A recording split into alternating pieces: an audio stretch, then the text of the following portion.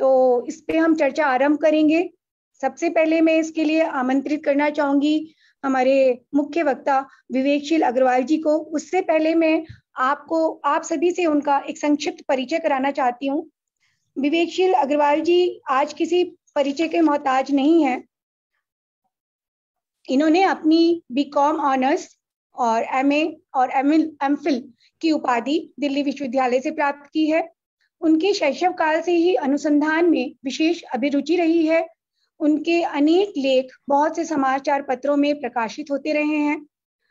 वह एक stock broking firm Shri Paras Ram holdings private limited के संस्थापक और अध्यक्ष भी हैं, जो कि वर्तमान में शीर्ष 25 ब्रोकर्स फर्म में से एक है। विवेकशील जी ने जॉइंट पेन मैनेजमेंट के लिए कुछ नई तकनीक का भी आविष्कार किया है और उनकी इस तकनीक से हजारों लोगों ने घर बैठे लाभ उठाया है। उनकी बहुत सारी वीडियोस, उनके यूट्यूब पोस्ट जो हैं वो लोगों द्वारा बहुत पसंद की जाती हैं, बहुत लोकप्रिय हैं। विवेकशील जी अल्टरनेट चिकित्सा में भी विशेष जिज्ञासु हैं इसके प्रति और वर्तमान में वह ड्रग्स एब्यूज और मिस मेडिकेशन पर उनका सतत शोध जारी है। तो अब इस संक्षिप्त परिचय के साथ ही मैं आमंत्रित करना चाहूंगी श्री विवेकशील जी सर को। सर, स्वागत है आपका। कृपया अपने विचार प्रस्तुत करें। धन्यवाद doctor Bhavna, doctor Nautiyal, doctor Agarwal, doctor Paliwal ji, doctor Malik, सभी उपस्थित विद्वज्जन का बहुत बहुत धन्यवाद। मैं नॉन मेडिकल का छात्र न होते हुए भी आपने मुझे बोलने का समय दिया, मेरी बात सुनने का मौका दिया, तो मैं उसके लिए बड़ा आभारी हूं।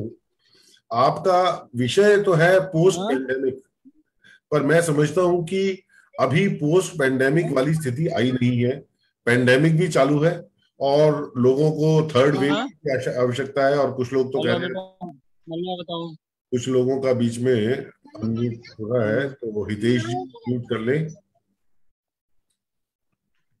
तो अभी जो स्थिति है वो हम ठीक है, थोड़ा सा मामूली ठंडा पड़ा है कि कुछ केसेस कम हुए हैं, परंतु जो समस्याएं हैं वो तो जस की तस बनी हुई हैं। तो इसके लिए जो मैं आज आपको अपना प्रेजेंटेशन के माध्यम से आपसे बात करूंगा, जिससे कि हम जो भी बात करें वो वैज्ञानिक दृष्टिकोण से ठहरती हो और उचित हो। तो मैं अपनी प्रेजेंटेशन शेयर कर रहा हूं साथ में। मैंने जो आज का विषय का नाम रखा है वो non scientific medicine an invitation to death, अवैज्ञानिक मृत्यु को निमंत्रण। और ये जो हम कर रहे हैं, ये हमारा जो प्रयास है, आज का जो सारा कार्यक्रम है वो कोविड से रिलेटेड है, कोरोना वायरस से रिलेटेड है।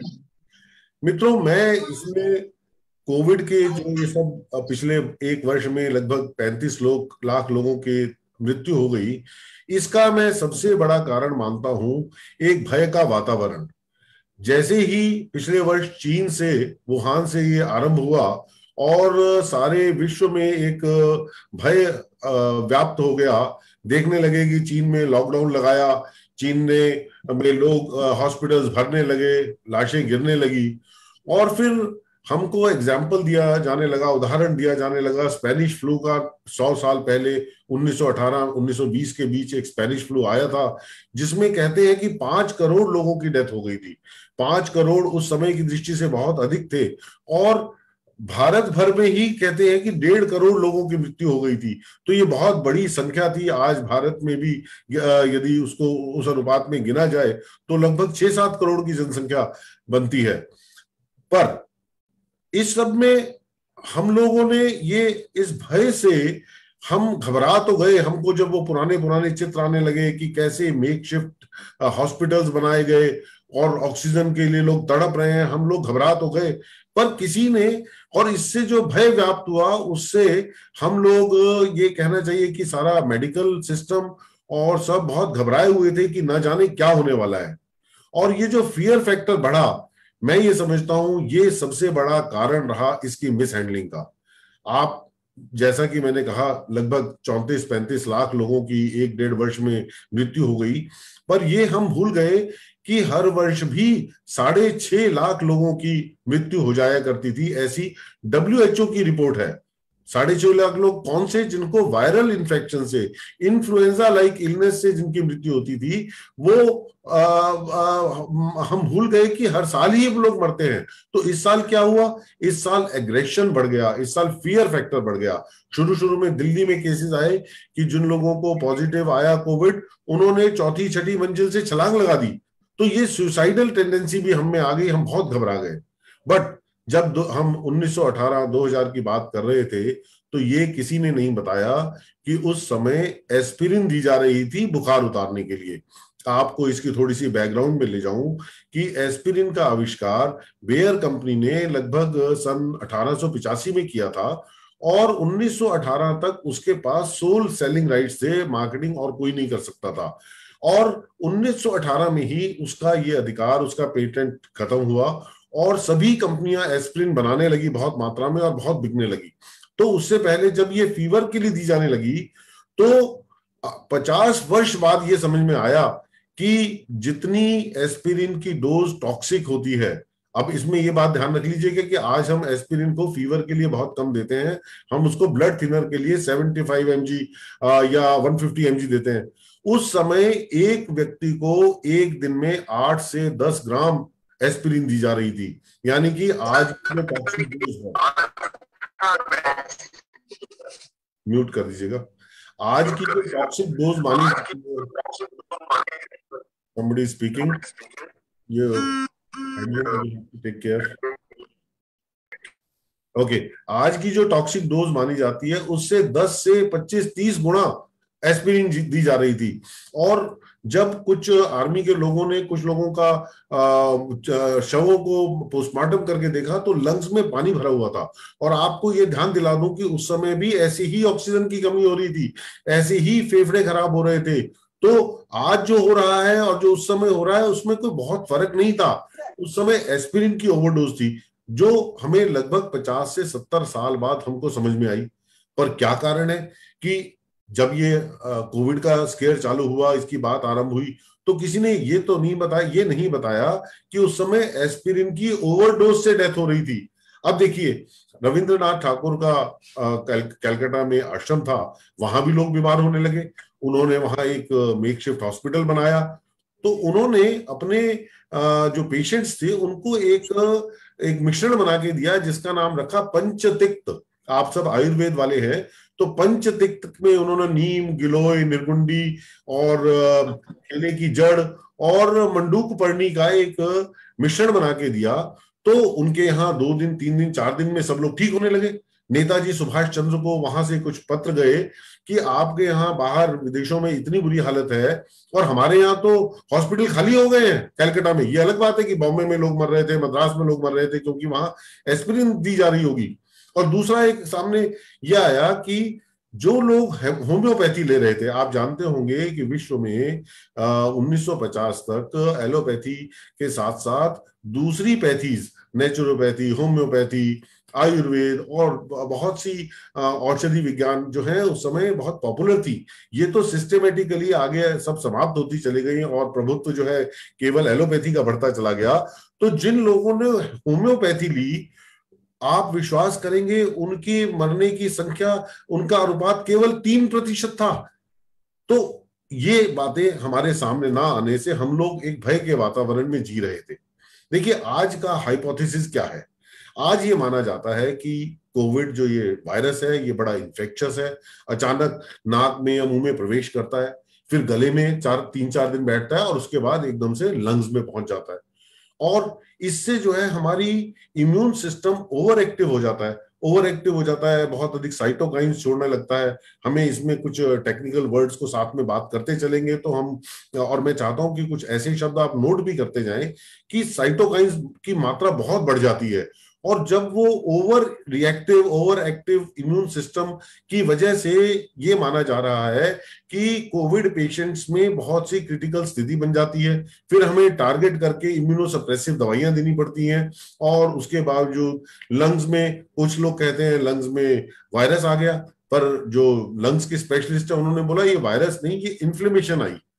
और फिर क्लॉटिंग हो जाती है हार्ट में, मस्तिष्क में जो है ये क्लॉट ट्रेवल करके और सडन डेथ हो जाती है।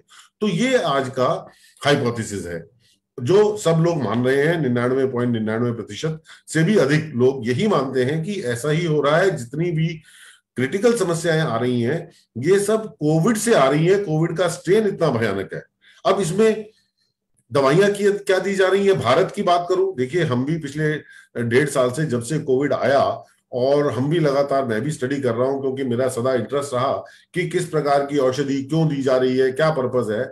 मैंने देखा पिछले साल मार्च में एक प्रिस्क्रिप्शन मैक्स हॉस्पिटल साकेत, उनका एक वायरल हुआ और उन्होंने Dolo 650, azithromycin, HCQ, zinc, vitamin C, vitamin D, vitamin E, ये सारी लिखी हुई थी। और मैं हैरान हो गया कि उसके बाद हर पर्चा, हर प्रिस्क्रिप्शन सेम ही आने लगा। और अभी देखिए, अभी 3 महीने पहले एक लंदन के डॉक्टर थे जिनका एक सेमिनार कराया, हमारे मित्र हैं रोहताश गोयल जी, ओमेक्स के मालिक, उन्होंने अपने एम्प्लॉइज के लिए सेमिनार कराया। तो उन्होंने जो डॉक्टर थे लंदन से, उन्होंने बताया कि आपको पहले 6 दिन में कोई समस्या नहीं है, 6 दिन में ठीक हो गए तो ठीक है, नहीं तो छठे दिन आप मेड्रोल आरंभ कर दो। मेड्रोल क्या है? मेड्रोल है स्टेरॉइड। स्टेरॉइड भी 2 तरह के हैं, आप सब जानते होंगे। एक स्टेरॉइड्स वो हैं जो हमारे एथलीट्स लेते हैं अपनी परफॉर्मेंस एनहांस करने के लिए, पर ये जो कॉर्टिकोस्टेरॉइड्स हैं ये तो हमारी इम्यूनिटी को डाउन करने के लिए दिए जाते हैं। तो वो वीडियो वायरल होते ही मैं देखने लगा कि अगले 4, 5, 6 दिन में सभी डॉक्टर्स मेड्रोल लिखने लगे। मुझे पूरे उसके किस किस नाम से आती है उसका अधिक ज्ञान नहीं है क्योंकि मैं इसका व्यक्ति नहीं हूं एलोपैथी का। तो सवाल यह है कि क्या हमारी यही पढ़ाई थी कि कोई वायरल प्रिस्क्रिप्शन और वायरल वीडियो के आधार पे हम अपनी मेडिसिन दे देंगे? और इनमें से कई दवाइयां, यहां तक कि एंटीबायोटिक्स, यहां तक कि स्टेरॉइड घर पर देना अलाउड नहीं था। बार बार बड़े बड़े डॉक्टर्स, डॉक्टर गुलेरिया क्या और बड़े बड़े कई डॉक्टर्स ने टीवी पर कहा कि आप घर पर स्टेरॉइड मत दो, पर पता नहीं क्यों दिए जा रहे थे। तो और ऐसी ही एंटीबायोटिक्स के लिए ICMR की गाइडलाइंस में लगातार पढ़ रहा हूं, उसमें एंटीबायोटिक्स कहीं नहीं है। मेरे पास प्रिस्क्रिप्शंस हैं जो एक व्यक्ति को एजिथ्रोमाइसिन 500 mg एक दिन में 2 बार, और साथ में डॉक्सीसाइक्लिन भी। अब वो कुछ उनसे मिस्टेक हो गई लिखने में, पर जब मैंने उनको फोन किया, उन डॉक्टर को प्रिस्क्रिप्शन देखकर, बोला हम कई बार 2 दे देते हैं दिन में 500 mg की भी। फिर मैंने कहा डॉक्सीसाइक्लिन भी, बोला ऐसा तो नहीं होना चाहिए। फिर मैंने उनको प्रिस्क्रिप्शन भेजा तो वो माना उन्होंने कि हाँ हमने दिया है कुछ। वो कहने लगे बहुत जो था ये क्रॉनिक फीवर था। मैंने कहा आपके पर्चे पे लिखा है सिर्फ 3 दिन से फीवर था, तो क्रॉनिक कैसे हुआ? तो खैर उसके बाद उन्होंने फोन ज्यादा मेरा अटेंड नहीं किया। तो ये इस प्रकार की चीजें होने लगी। अब हमें समझना है कि यहां जो इतनी मौतें हो रही हैं इसमें गलती कहां हो रही है, मिस्टेक कहां हो रही है। देखिए, पूरी मेडिकल साइंस, पूरा विश्व का जो हॉस्पिटल्स एक ही स्टडी में लगे रहे कि जो पेशेंट्स की ऑक्सीजन कम हो रही है, उनको इन्फ्लेमेशन बहुत बढ़ गई है, उनको कैसे बचाया जाए। पूरे विश्व का ध्यान क्रिटिकल केसेस की तरफ लगा रहा। उसमें नई नई दवाइयां, नए नए एक्सपेरिमेंटल ड्रग्स, कभी रेमडेसिविर, कभी अभी पिछले दिनों टोसिलीजुमाब ले आए बीच में, और किसी लंदन में उन्होंने डेक्सामेथासोन देनी शुरू कर दिया। हॉस्पिटल में उन्होंने कहा बड़े अच्छे रिजल्ट्स हैं कि डेक्सामेथासोन दिया जाए और केवल ऑक्सीजन दी जाए। तो ये सब ट्राई होने लगा। बट इसके साथ हम लोगों ने अपने माइल्ड केसेस को आरंभ में डे 1 पर क्या कर रहे हैं उसको हम भूल गए। हम लोगों ने उनको बस एक लिखा हुआ पर्चा धड़ाधड़ देना शुरू कर दिया कि जैसे ही कोई भी सिम्टम आए या पॉजिटिव आ जाए, चाहे कोई भी सिम्टम ना हो, उठा के उनको ये 8, 10, 12, 15 दवाइयां खिला दो। मैं इस बात को कंपेयर करता हूं, जब शुरू में अमेरिका में डेली उनके प्रेसिडेंट ट्रंप प्रेस कॉन्फ्रेंस करते थे, तो उन्होंने एक बार शायद कुछ मजाक में कहा, लोगों ने उसका बहुत बाद में बुरा माना। उन्होंने कहा यार कुछ ऐसा करो, चाहे मच्छर मारने वाली दवाई पिला दो, एक वायरस को तो मार दो। अब बताइए, उन्होंने कहा तो बड़ी हास्यास्पद बात थी, पर हम तो कर रहे थे, हम भी यही कर रहे थे कि हम भी पूरी केमिस्ट शॉप खिला देना चाहते थे कि जितने विटामिन है इम्यूनिटी बढ़ाने के वो भी दे दो, जितना एंटीबायोटिक है वो भी ट्राई कर लो, जबकि हमको पता है एंटीबायोटिक का यहाँ पर कोई पर्पस नहीं है, कोई एविडेंस नहीं है हमारे पास बैक्टीरियल इन्फेक्शन का, फिर भी हम दे रहे थे। हम शायद ये भूल गए कि उससे वो हमारी इम्यूनिटी को भी लोअर करते हैं। बहुत सी दवाइयां तो हम इम्यूनिटी लोअर करने के लिए ही दे रहे थे, इम्यूनोसप्रेसिव ही, HCQ का पर्पज ही इम्यूनोसप्रेशन था, और जो हम बाद में स्टेरॉइड देने लगे उनका भी पर्पज ये था। तो अब इसमें क्या हुआ, विश्व में बहुत कंट्रीज में उतनी समस्या नहीं आई जितनी भारत में आई, अमेरिका में आई। हाँ, और कई विश्व में जिन कंट्रीज में समस्या आई उन्होंने कंट्रोल भी कर लिया, पर भारत ने उन बेस्ट प्रैक्टिसेस को नहीं सीखा। हम लोगों ने ये देखने की कोशिश नहीं की कि चीन ने क्या किया जो अचानक वहां से कोविड गायब हो गया। चीन के बारे में पूरा विश्व ये मानने लगा कि चीन ने ये अपनी चीजों को छुपा लिया है, या जब चीन ने कहा कि हमने तो TCM दिया। आप में से पता नहीं कितने लोग जानते हैं TCM का अर्थ है ट्रेडिशनल चाइनीज मेडिसिन, यानी कि हर्बल मेडिसिन। और तो लोग कहने लगे, पूरा विश्व कहने लगा ये अपनी दवाइयां बेचने चाहते हैं इसलिए TCM की बात कर रहे हैं, पर हमने भी उसको इग्नोर किया। जबकि आयुर्वेद हमारा तो आयुर्वेद से ही TCM बना है। सातवीं 8वीं 9वीं शताब्दी में भारत से ही, चाहे तिब्बत में, चाहे चीन में, चाहे जापान में, सब जगह आयुर्वेद के माध्यम से ही ये हर्बल मेडिसिन की नॉलेज पहुंची है। ऑस्ट्रेलिया में क्या किया, ऑस्ट्रेलिया में केवल 16 डेथ्स हुई। आज यूके में मेरी 1 महीना पहले वहां हमारे एक मित्र हैं जो कोविड हॉस्पिटल में, वो जो है बताने लगे कि 15 दिन से हमारे यहाँ तो कोई कोविड का पेशेंट हॉस्पिटल में आ ही नहीं रहा, यानी कि वहां कोई इमरजेंसी में पेशेंट नहीं आ रहा, कह रहे छोटा मोटा होता है और वो घर पर ही, हम कोई दवाई नहीं देते, छोटा मोटा पैरासिटामोल देते हैं और उससे वो ठीक हो जाते हैं, ज्यादा कोई तो अब 15 दिन से वहां भी समाप्त हो गए। तो हमने वर्ल्ड की बेस्ट प्रैक्टिसेस को नहीं अपनाया। अब मेरी जो रिसर्च है वो ये कहती है कि जो आज की मेडिसिन है, जो आज के प्रिस्क्रिप्शंस हैं, ये मॉडर्न साइंस को, साइंटिफिक रिसर्चेस को कहीं पर भी उसको देख नहीं रहे, उसको इनकॉर्पोरेट नहीं कर रहे, या कहिए कि उसको फॉलो नहीं कर रहे।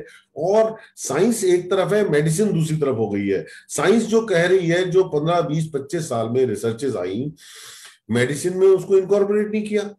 जैसे आप स्वयं यदि इंटरनेट पर कोई भी 2 मिनट की, 1 मिनट की सर्च करे कि क्या वायरस इन्फेक्शन में बुखार उतारना चाहिए, आप हैरान हो जाएंगे कि दुनिया भर का लिटरेचर, जितने भी साइंटिफिक जर्नल्स हैं, कोई भी आपको ये नहीं कहेगा कि बुखार उतारना चाहिए। सब एक ही बात कहेंगे। यहां तक कि फोर्टिस हॉस्पिटल इंडिया का, दिल्ली का, उसकी वेबसाइट पे भी लिखा है कि यदि आप फीवर को वायरस इन्फेक्शन में नीचे करेंगे आर्टिफिशियली, तो उससे बीमारी लंबी भी होगी और मौतें भी बढ़ जाएंगी। कितना बड़ा अंधकार है, कितना बड़ा क्या कहूं इसको, मूर्खता कहूं, सामूहिक पागलपन कहूं, क्या है ये? ऐसा कैसे हो सकता है कि सारा साइंटिफिक लिटरेचर ये कह रहा है? तो मैंने तो अपने मित्रों को ये कहा कि आप जो है, आज का समय ऐसा है, जैसे कभी हम बसेस में हम ट्रेवल करते थे तो उसमें लिखा रहता था कि सवारी अपने सामान की खुद जिम्मेवार है, यानी कि आज अपनी बॉडी का चार्ज आप खुद संभालो, अपने आप सजग हो, कॉन्शियस डिसीजन ना लो, ना किसी एलोपैथी को, ना किसी होम्योपैथी को अपना चार्ज मत दो, सोच समझ के एक्शन किया जाए। अब जो हमने रिसर्चेस की, इसमें जैसा मैंने आपको फीवर की बात बताई, देखिए इसमें सबसे बड़ी समस्या ही फीवर की है कि जैसे ही बुखार आया या नहीं आया, हमारे यहाँ टीवी पर कई डॉक्टर सारा दिन आ रहे थे, उनमें एक बहुत सीनियर डॉक्टर हैं जिनका बहुत नाम है, मैं नाम नहीं लेना चाहता यहाँ, वो तो यहां तक कहने लगे कि आपको कोई सिम्टम आया या पहला सिम्टम आते ही आपके गले में हल्की सी दर्द हुई, आप इमीडिएटली पैरासिटामोल खानी शुरू कर दो 650 की स्ट्रेंथ mg की, और फीवर चढ़ने की इंतजार न करो, 6-6 घंटे में खाओ, और हो सके तो 4-4 घंटे में खाओ। फीवर चढ़ गया तो आपकी बॉडी बहुत टूट जाएगी।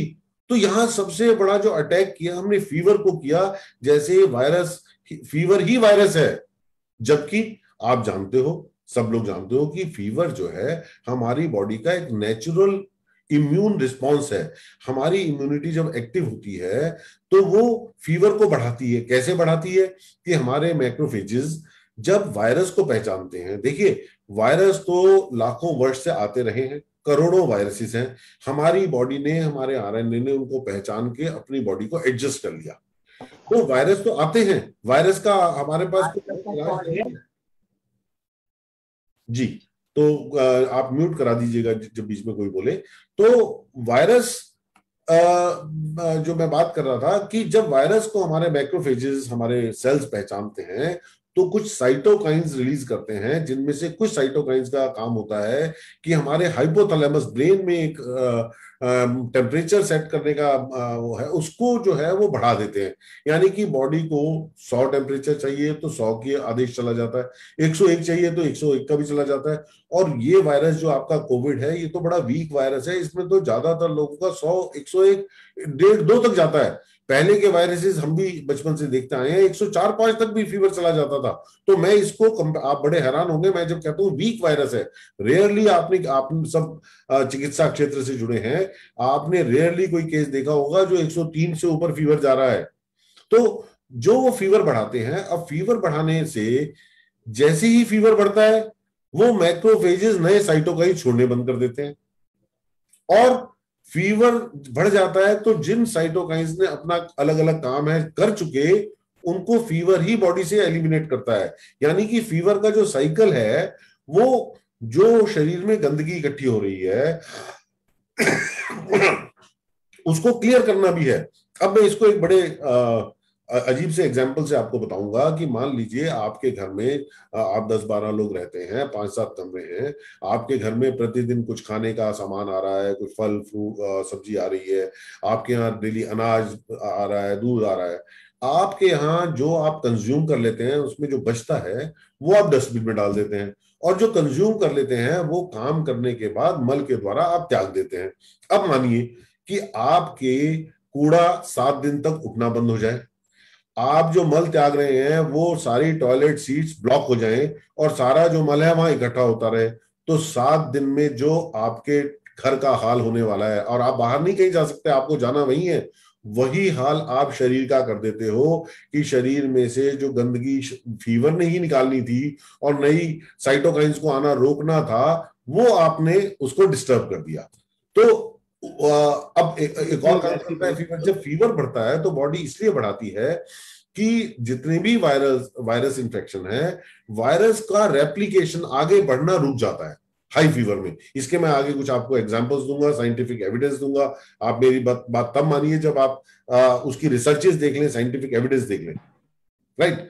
तो इसके साथ क्या होता है कि हमारी जो व्हाइट ब्लड सेल्स हैं जो इम्यूनिटी के, उनमें बी सेल और टी सेल, विशेष रूप से ये याद रखिएगा, बी यानी बॉम्बे, टी फॉर टाटा, ये 2 सेल्स एक्टिव होते हैं। बी सेल्स ने वायरस के खिलाफ एंटीबॉडीज बनानी होती हैं, और टी सेल्स ने जो हमारे सेल्स वायरस से इन्फेक्टेड हो गए उनको शरीर से समाप्त करना होता है, किल करना होता है।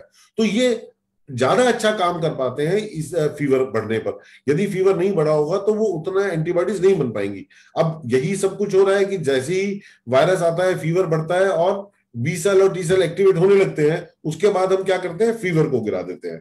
तो जब फीवर गिरा देते हैं तो उससे हमारे साइटोकाइंस बढ़ने लगते हैं, एक्यूमुलेशन बढ़ने लगती है, और फिर हम टेस्ट करते हैं IL-6 और डिफरेंट टेस्ट करते हैं, और हम कहते हैं जी ये तो ओवर रिएक्टिव हमारी इम्यून सिस्टम है, साइटोकाइंस बढ़ते जा रहे हैं।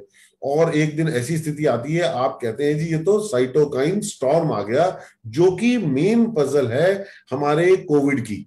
आज अगर कोविड की पजल को मैं इतने सरल शब्दों में आपको समझा रहा हूं, जिसको आप स्वयं पढ़कर देखिए कि साइटोकाइन एक सबसे बड़ी समस्या है, तो फीवर को उतारना ही सबसे बड़ी गड़बड़ हो रही है। अब इस पर जो फीवर उतारने से क्या हमारी बीमारी बढ़ी, इस पर बहुत से प्रयोग हुए। कुछ एनिमल्स पे हुए, जैसे ये बड़ी बड़ी छिपकलियों पर हुए। मैथ्यू क्रूगर ने 1975 में छिपकलियों में कुछ इन्फेक्शन डाल दी, और उनको में से कुछ को रखा 93 फ़ारेनहाइट पर, कुछ को रखा 97 पर, कुछ को रखा 104 पर। 97 उनका नॉर्मल टेम्परेचर है। और आपको एक बात बताऊं, याद रखिएगा कि हम जो मैमल्स हैं, हमारे पास हाइपोथैलेमस है, यानी कि हम अपने शरीर का टेम्परेचर हमारी बॉडी स्वयं बढ़ा सकती है। यदि बॉडी को टेम्परेचर अधिक चाहिए और वातावरण जो है वो ठंडा है, तो हमें ठंड लगेगी और हम चाहेंगे कंबल दे दो, रजाई दे दो, एक और डाल दो, जिससे कि हमको कंड्यूसिव एटमॉस्फेयर मिले और हम अपने फीवर को बढ़ा पाए। तो ये हमें ये ताकत है, जबकि इनमें नहीं है। बहुत से जैसे लिजर्ड्स की बात की मैंने, इनको क्या करना पड़ता है, धूप में जाना पड़ता है, गर्म टेम्परेचर में जाना पड़ता है। आपने देखा हो वो धूप सेकते हैं जब उनको कोई वायरस इंफेक्शन होती है। तो जब इन पर यह प्रयोग किया तो देखा जितनी ठंडे में रखी गई वो तो सबकी सब मर गई, जो उनके नॉर्मल टेम्परेचर पर रखी गई वो भी 97% बच गई, सॉरी 25% बच गई। यानी कि उनको हमने धूप में जाने से रोका, उनको उनके नॉर्मल टेम्परेचर पर रखा। और जिनको धूप में जाकर या ऐसे चैम्बर में रखा जहां 104 डिग्री आज का टेम्परेचर होता, 75% सर्वाइव कर गई। यानी कि कोई दवाई की जरूरत नहीं पड़ी। मैंने उसके नीचे जो रिसर्च है वो आप बाद में जब रिकॉर्डिंग देखें तो स्क्रीनशॉट लेके वो रिसर्च का आप रेफरेंस खोलकर देख सकते हैं। एक और फिर उसने एक और स्टडी की। इन्होंने दो तरह के लिजर्ड के ग्रुप बनाए, एक जिनको अलाउ कर दिया कि वो वायरस एक इन्फेक्शन डालने के बाद, शायद उसने बैक्टीरियल इन्फेक्शन डाली, जो नाम है बैक्टीरियल इन्फेक्शन दिखती है, उनमें से कुछ को अलाउ कर दिया कि अब वो अपना टेम्परेचर बढ़ा सके, उस चैम्बर में जा सके जहां गर्मी है, और कुछ को उन्होंने वहीं रखा और उनको एंटीबायोटिक्स दिए। तो देखा कि इलाज कुछ नहीं किया, कि जिनको उन्होंने टेम्परेचर बढ़ाने दिया उनका सर्वाइवल ज्यादा दिन रहा, वो ज्यादा दिन तक जीवित रही। अब और एनिमल स्टडीज हुई, जैसे नेवले टाइप होते हैं फेरेट्स, इनको फ्लू से इनमें वायरस डालकर देखा, और कुत्तों पे किया, उनमें हर्पीज वायरस डाला। गोल्ड फिश, यानी कि बहुत प्रयोग होते हैं गोल्ड फिश पर, उस पर प्रयोग करके देखे, चूहों पर करके देखे। तो सब में ये देखा कि जिसमें एंटीपायरेटिक यानी पैरासीटामोल आदि जो ज्वर नीचे करने वाली दवाइयां थी, उन सब में जो है सर्वाइवल रेट बहुत पुअर था। उसके बाद ह्यूमंस पर भी कुछ स्टडीज हुई। 1975 में ये ह्यूमन में स्टडी हुई, जिनमें कुछ लोगों को एस्पिरिन वगैरह दी, कुछ को नहीं दी। तो उसमें देखा कि उनमें भी राइनो वायरस था, उनमें भी जो है लंबा चली बीमारी। और फिर 89 में भी स्टडीज हुई। मैंने बहुत सारी स्टडीज अगर आपको गिनाने लगूंगा, जो बच्चे बीमार हो रहे थे उनके ऊपर उन्होंने देखा कि जिन लोगों को एसिटामिनोफेन यानी कि पैरासीटामोल दी और जिनको नहीं दी, उनमें बहुत अंतर था, सिग्निफिकेंट। उनकी बीमारी बहुत लंबी चली जिनको पैरासीटामोल वगैरह दी गई। और स्टडीज की गई, ह्यूमन स्टडीज, ये सब आप बाद में देख लीजिएगा। यहाँ राइनो वायरस पे देखा कि तो ना सिर्फ उससे अलग अलग जिनको पैरासीटामोल दी गई, ना केवल उनकी बीमारी लंबी हुई, बल्कि उनमें चेस्ट में कंजेशन भी आई, छींके भी लगी, गला भी खराब ज्यादा हुआ, कफ भी ज्यादा बना और इन्फ्लेमेशन भी आई।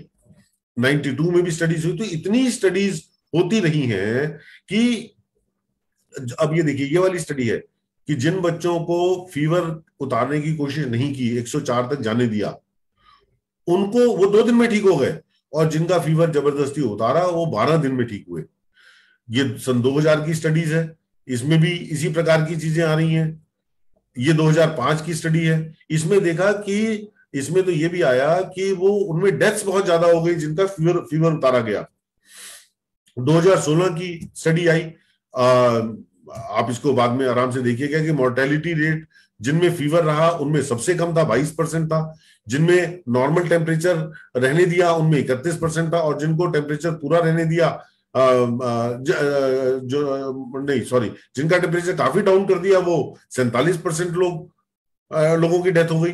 तो ये जो चीज स्टडीज आई हैं, ये बताती हैं कि हमें फीवर को जबरदस्ती उतारने से कोई भी इन्फेक्शन हो, चाहे वायरल इन्फेक्शन हो चाहे बैक्टीरियल इन्फेक्शन हो, वो जो है हमारी बीमारी भी लंबी होगी और डेथ्स भी बढ़ेंगी।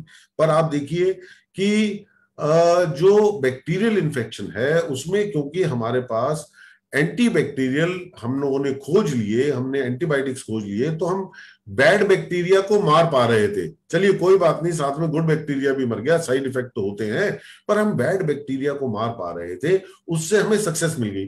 अब ये फॉर्मूला हम लगाने लगे कि चलिए वायरस पे भी ये लगाते हैं। अब वायरस को मारने की हमारे पास कोई दवाई है नहीं, और वहां हम फेल होते चले गए। अब जब मैं बात करता हूं कि फीवर नहीं उतारना चाहिए, तो लोग जो तर्क देते हैं मैं उनकी बात करता हूं। सबसे पहला तर्क क्या देते हैं कि जी ब्रेन डैमेज हो जाएगा, ब्रेन में दिमाग में चढ़ जाएगा और उससे जो है अलग अलग प्रकार की समस्याएं होंगी।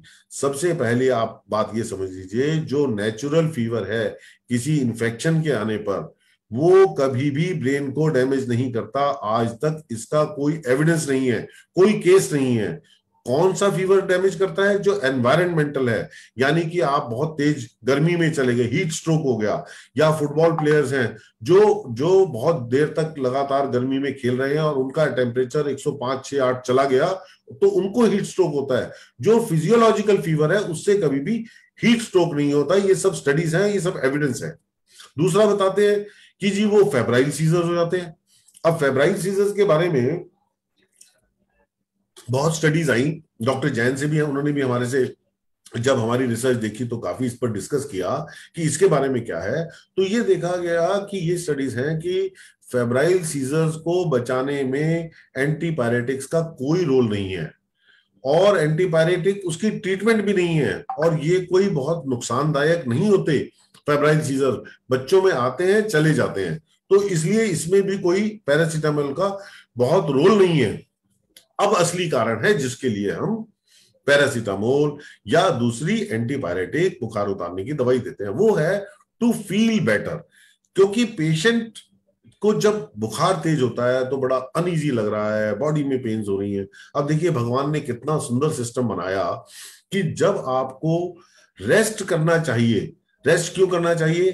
कि आपकी बॉडी की सारी इम्यूनिटी, आपकी सारी एनर्जी वायरस से लड़ने में लगे, तो आपको फीवर भी आ गया, बॉडी पेन्स भी आ गई, आपको रेस्ट करने पे मजबूर कर रहा है। दूसरा, यदि आप बाहर घूमेंगे तो आप वायरस फैलाएंगे, तो आप घर में रेस्ट करिए, क्योंकि आपको तेज फीवर है, आपको बदन दर्द है, आप बाहर मूव नहीं कर सकते।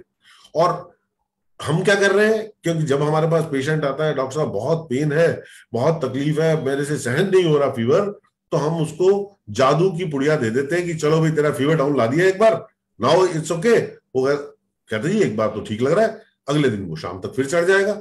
ऐसे ऐसे पेशेंट है 8 दिन तक बार बार उनको कोविड में भी दवाइयां खिलाते रहे, पर हर 2 घंटे बाद फिर 102 आ जाता था। तो अब सवाल ये है कि फील बेटर के लिए आप कितना बड़ा रिस्क लेंगे? क्या अपनी जान को दांव, अपने पेशेंट की जान को दांव पे लगा देंगे? तो ये जो जादू दिखाने की कला है, इसको हमें बचना होगा। आपको ध्यान होगा कि 2500 साल पहले जो हिपोक्रेट्स हुए, जिसको मॉडर्न मेडिसिन का जनक माना जाता है, उनके जो थ्योरी थी कि 4 प्रकार के ह्यूमर्स हैं, उन्होंने कहा कि जो ये बीमारी के 4 कारण हैं, इनको बुखार ही जलाता है, कुक करता है। रॉ ह्यूमर को बुखार नहीं जलाना होता है। और उन्होंने कहा कि बुखार ही हमारी इलाज है शरीर का, बुखार केवल सिम्टम नहीं है। आप सिम्टोमेटिक ट्रीटमेंट के नाम पर बुखार को कम कर रहे हो, पेन को आप एक बार सिम्टम मान सकते हो, फीवर सिम्टम नहीं है, फीवर इज ए ट्रीटमेंट। ये हिपोक्रेट्स ने कहा, और इसकी हम ओथ लेते हैं। सारे मेडिकल स्टूडेंट जो भी एलोपैथी के स्टूडेंट्स हैं, उनकी ओथ होती है हिपोक्रेट्स की। और हिपोक्रेट्स ने एक और बात कही, उसने कहा first do no harm.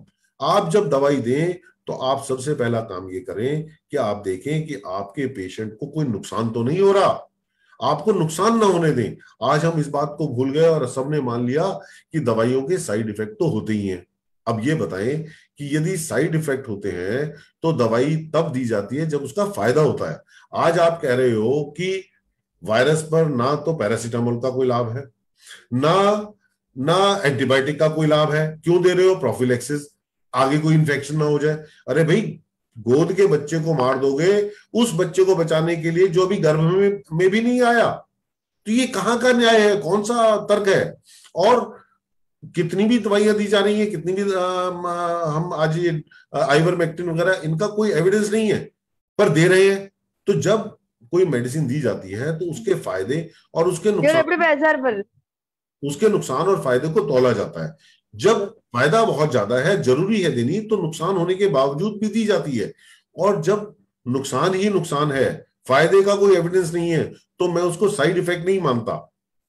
Aspirin के बारे में मैंने बताया आई, और ये फिर बाद में पैरासीटामोल 1955 में टाइलेनॉल के नाम से अमेरिका में आई, और उसके बाद आइबुप्रोफेन 1974 में लॉन्च हुई।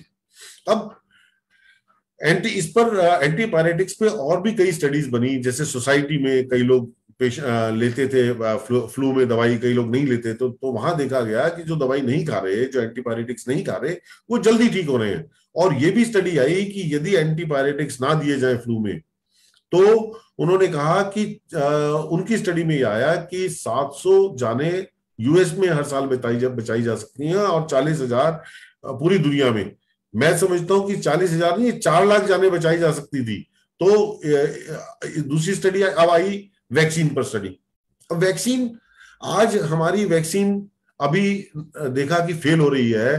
केजेएम किंग जॉर्ज हॉस्पिटल लखनऊ ने एक स्टडी बनाई, जिन लोगों को वैक्सीन दी गई थी उनकी एंटीबॉडीज चेक की, तो उन्होंने देखा कि केवल 7%, 7%, केवल 7% लोगों को एंटीबॉडी बनी। अभी क्यों नहीं बनी, ये बड़ा प्रश्न है। हमारे यहाँ कोई इन्वेस्टिगेट नहीं करना चाहता, भेड़ चाल है, वैक्सीन लगाए जाओ, वैक्सीन लगाए जाओ। अरे भाई, लाभ भी हो रहा है कि नहीं हो रहा? और वैक्सीन लगाने के बाद दूसरी दवाइयां भी शुरू कर देते हैं। तो क्यों नहीं बनी? क्योंकि ये देखा गया कि जब भी कोई वैक्सीन देने के शुरू देने से पहले या साथ में या बाद में अगर आप बुखार उतारने की दवाई एंटीबायोटिक्स दे दोगे, तो वैक्सीन की एंटीबॉडीज नहीं बन पाएंगी। बच्चों पर यह ट्रायल हुआ 2009 में चेक रिपब्लिक में। फिर 2018 में ये ऑस्ट्रेलिया में एक बड़ा सैंपल लिया, 3350 के लगभग 3300 लोगों को फ्लू पर किया। उन्होंने देखा कि एंटीबायोटिक्स ने उसका जो प्रभाव है काफी स्लो डाउन कर दिया, और वही आज हम देख रहे हैं। और हम तो उसके आगे भी कर रहे हैं। हमने, मेरे एक पड़ोस में मित्र हैं, उनका पहले गला खराब हुआ वैक्सीन लेने के बाद, उन्होंने उसके लिए ऑगमेंटिन शुरू कर दी। मैंने कहा भाई साहब, आप ये क्या कर रहे हो? वैक्सीन ली है, आपको क्या पता अंदर क्या गड़बड़ कर जाए कोई, इसके लिए किसी से समझ के लो, कोई इसकी गाइडलाइंस चेक करो। बोले नहीं नहीं, गला वाला तो कर देते। फिर बुखार आया तो उनका बेटा लंदन में डॉक्टर है, जो कि कोविड हॉस्पिटल में काम करते हैं, वो बुखार की दवाई भी शुरू कर दी। उससे उनका जो बेटा है डॉक्टर निषेध, उससे मेरा परिचय हो गया था, उनसे मैं रिसर्च वगैरह भी शेयर कर रहा था। तो मैंने कहा कि क्या कर रहे हो आप? ये आपने बॉडी को आदेश दिया कि आप एंटीबॉडी बनाओ। एंटीबॉडी बनाने के लिए बॉडी को बुखार बढ़ाना था, फीवर बढ़ाना था। फीवर बढ़ाया आपने, उसको पानी डालना शुरू कर दिया। यानी कि वहां आप एक तरफ आदेश दे रहे हो आग लगा, और दूसरी तरफ पानी डालते हो। तो बॉडी को तो आप कंफ्यूज कर रहे हो। आप सारी वो समस्याएं बुला रहे हो, इनवाइट कर रहे हो जो पहले आ रही थी। आप कोविड नेचुरल वे में हो जा, किसी को होगा किसी को नहीं होगा। वैक्सीन से तो आप 100% लोगों, पब्लिक को चाहते हो कि उनको एंटीबॉडीज बन जाए, तो उनको तो आप इंड्यूस कर ही रहे हो ये सब समस्याएं। तो क्या हो रहा है? आपने देखा आईएमए के जो मेंबर्स हैं उनमें से 110 डॉक्टर्स, पिछले वीक डेटा आया, दिल्ली में दोनों वैक्सीन लगने के बाद। डॉक्टर्स की बात इसलिए कर रहे हैं क्योंकि डॉक्टर्स को सबसे पहले वैक्सीन लगी। 2-2 महीने, 1.5 महीने बाद चले गए, डॉक्टर के अग्रवाल चले गए। पूरे इंडिया में 700 से अधिक आईएमए के मेंबर चले गए। आईएमए के मेंबर 30-35% ही हैं जितने डॉक्टर्स हैं, सब आईएमए के मेंबर नहीं है। तो वैक्सीन को भी फेल करने का हमने ये फीवर उतारने से लेकर अवैज्ञानिक दवाइयां दे देकर उसका रास्ता बना दिया। पर एक बात जो पैरासीटामोल के बारे में शायद पूरी मेडिकल साइंस नहीं समझ पा रही, और जो रिसर्चेस आ चुकी हैं, वो ये है कि इस पैरासीटामोल आज भी एक मिस्टीरियस ड्रग मानी जाती है। ये क्या क्या एक्शन कर रही है बॉडी में, इसके बारे में अभी तक भी बहुत ज्यादा स्टडी नहीं है। वैसे तो जितनी भी केमिकल सिंथेटिक्स हम देते हैं, इनका जो है हमें पूरे प्रभाव नहीं पता होते। और सन 2000 तक हमें यह नहीं पता था कि जो हम एंटीबायोटिक्स देते हैं उसका बैक्टीरिया को मारने के अलावा भी कुछ प्रभाव होता है। तो हम जो है वो ये 2000 में पता लगा कि हमारी बॉडी में, हमारे गट में करोड़ों की संख्या में, ट्रिलियंस जो है माइक्रोब्स होते हैं। और 2005 में हमको ये पता लगने लगा कि वो माइक्रोब्स पर एंटीबायोटिक्स का क्या प्रभाव पड़ रहा है। तो जो ये पैरासीटामोल है, इसका एक बहुत इंपॉर्टेंट रोल है जीएसएच को डिप्लीट करना। ये आप नोट कर लीजिएगा और इसके बारे में पढ़िएगा अवश्य, ये मेरा निवेदन है सबसे। जीएस है ग्लूटाथायोन। हमारी जो ये पैरासीटामोल है, लीवर में इंजेस्ट होती है, पाचन होता है। तो जब पहली पैरासीटामोल खाते हो तो 80% के लगभग तो खून में चली जाती है। 20% जो बचती है वो हमारे लीवर का जीएसएच ही उसको बाहर फेंकता है। तो जीएसएच कम हो गया, बाकी बॉडी में भी कम होने लगा। फिर हमने एक के ऊपर एक बम्बार्डमेंट करते गए पैरासीटामोल की। ये देखना चाहिए कि जो डेथ्स हुई है क्या उन्होंने बार बार पैरासीटामोल खाई, क्या बार बार उनका जीएसएच कम होता गया। अब जीएसएच जो है वो हमारा बॉडी का एंटीऑक्सीडेंट है, जो सबसे ज्यादा हमारी बॉडी की मात्रा में सबसे बड़ी मात्रा में होता है। लंग्स में जो प्रोटेक्शन है लंग्स की वो है जीएसएच। आप उस प्रोटेक्शन वॉल को तोड़ देंगे।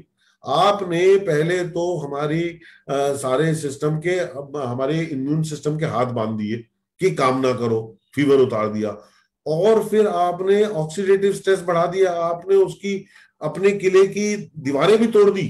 आपका जो एक भगवान ने किला बनाया है, प्रोटेक्शन बनाई है जीएसएच की, आपको अब जीएसएच ऑक्सीडेशन क्या है, जैसे आप खुले में लोहा का टुकड़ा रख दो तो उस पर बारिश धूप हवा लगेगी तो जंग लगने लगेगा, अगले दिन से ही लगना शुरू हो जाएगा। सेम नहीं, आप उस पर क्या करते हैं, एक पेंट की लेयर चढ़ाते हैं। वो पेंट की लेयर है जीएसएच, जो हमारी ऑक्सीडेशन से बढ़ा रही है। जैसे ही वो टूटेगी जंग लगना शुरू, उसके बाद आपके सारे होमोस्टैटिक इम्बैलेंस आना शुरू हो जाएगा, बिगड़ना शुरू हो गया आपका शरीर का बैलेंस। उसके बाद आपको इन्फ्लेमेशन आने लग जाएगी। अब आप कहोगे जी इन्फ्लेमेशन आ रही है क्योंकि सीआरपी लेवल बढ़ गए। इन्फ्लेमेशन को रोकने के लिए, बचाने के लिए सीआरपी लेवल बढ़े ना जी, तो सीआरपी से अंदाजा लगाया इन्फ्लेमेशन बढ़ गई। आपने सीआरपी तो चेक कर लिए, आपके पास ये टेस्ट क्यों नहीं आप करते कि जीएसएच कितना डिप्लीट हो गया। आप या तो ये टेस्ट कहीं दुनिया में अवेलेबल नहीं है, ये है आपके पास ऑक्सीडेटिव स्ट्रेस के बहुत सारे टेस्ट अवेलेबल हैं, बट हमारी जो नॉर्मल लैब्स हैं जहां हम टेस्ट कराते हैं वहां वो नहीं है अवेलेबल। मैंने डॉक्टर डैंग के लैब में पता किया, कई लैब्स में पता किया, वहां जीएसएच का टेस्ट ही नहीं है। अब एक बार जीएसएच गिरा तो आपका इन्फ्लेमेशन बढ़ने लगी, उधर साइटोकाइन स्ट्रॉम आया हुआ था, उधर से उनकी IL-6 वगैरह की संख्या बहुत बढ़ने लगी, फिर सीआरपी बढ़ने लगा, तो आप घबरा गए कि ये तो जी इन्फ्लेमेशन बहुत बढ़ गई है। फिर लंग्स की में इन्फ्लेमेशन आ गई तो आपको सांस की समस्या आने लगी। दूसरी तरफ जीएसएच गिरने से क्या हुआ, कोएगुलेशन बढ़ने लगी, खून जमने लगा। अब आप एंटी कोगुलेंट देते रहो, एस्पिरिन खिलाते रहो, तो ये जो है आपने विशेष साइकिल में बॉडी को फंसा दिया। और बॉडी को फिर आपने कहा कि बॉडी पागल हो गई है, हमारी इम्यूनिटी पागल हो गई है, ये बॉडी पर अटैक कर रही है, ये ऑटो इम्यून डिजीज बन गया है, यानी कि हमारी इम्यूनिटी मार रही है।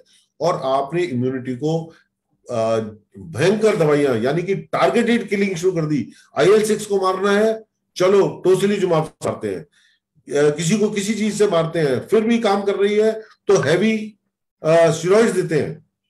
तो उससे क्या हुआ, या तो व्यक्ति के लंग्स हमेशा के लिए बेकार हो गए, हार्ट खराब हो गए कोई, या आपकी खून का थक्का जमा हार्ट में या दिमाग में जाकर स्ट्रोक बनकर और आप डेथ हो गई।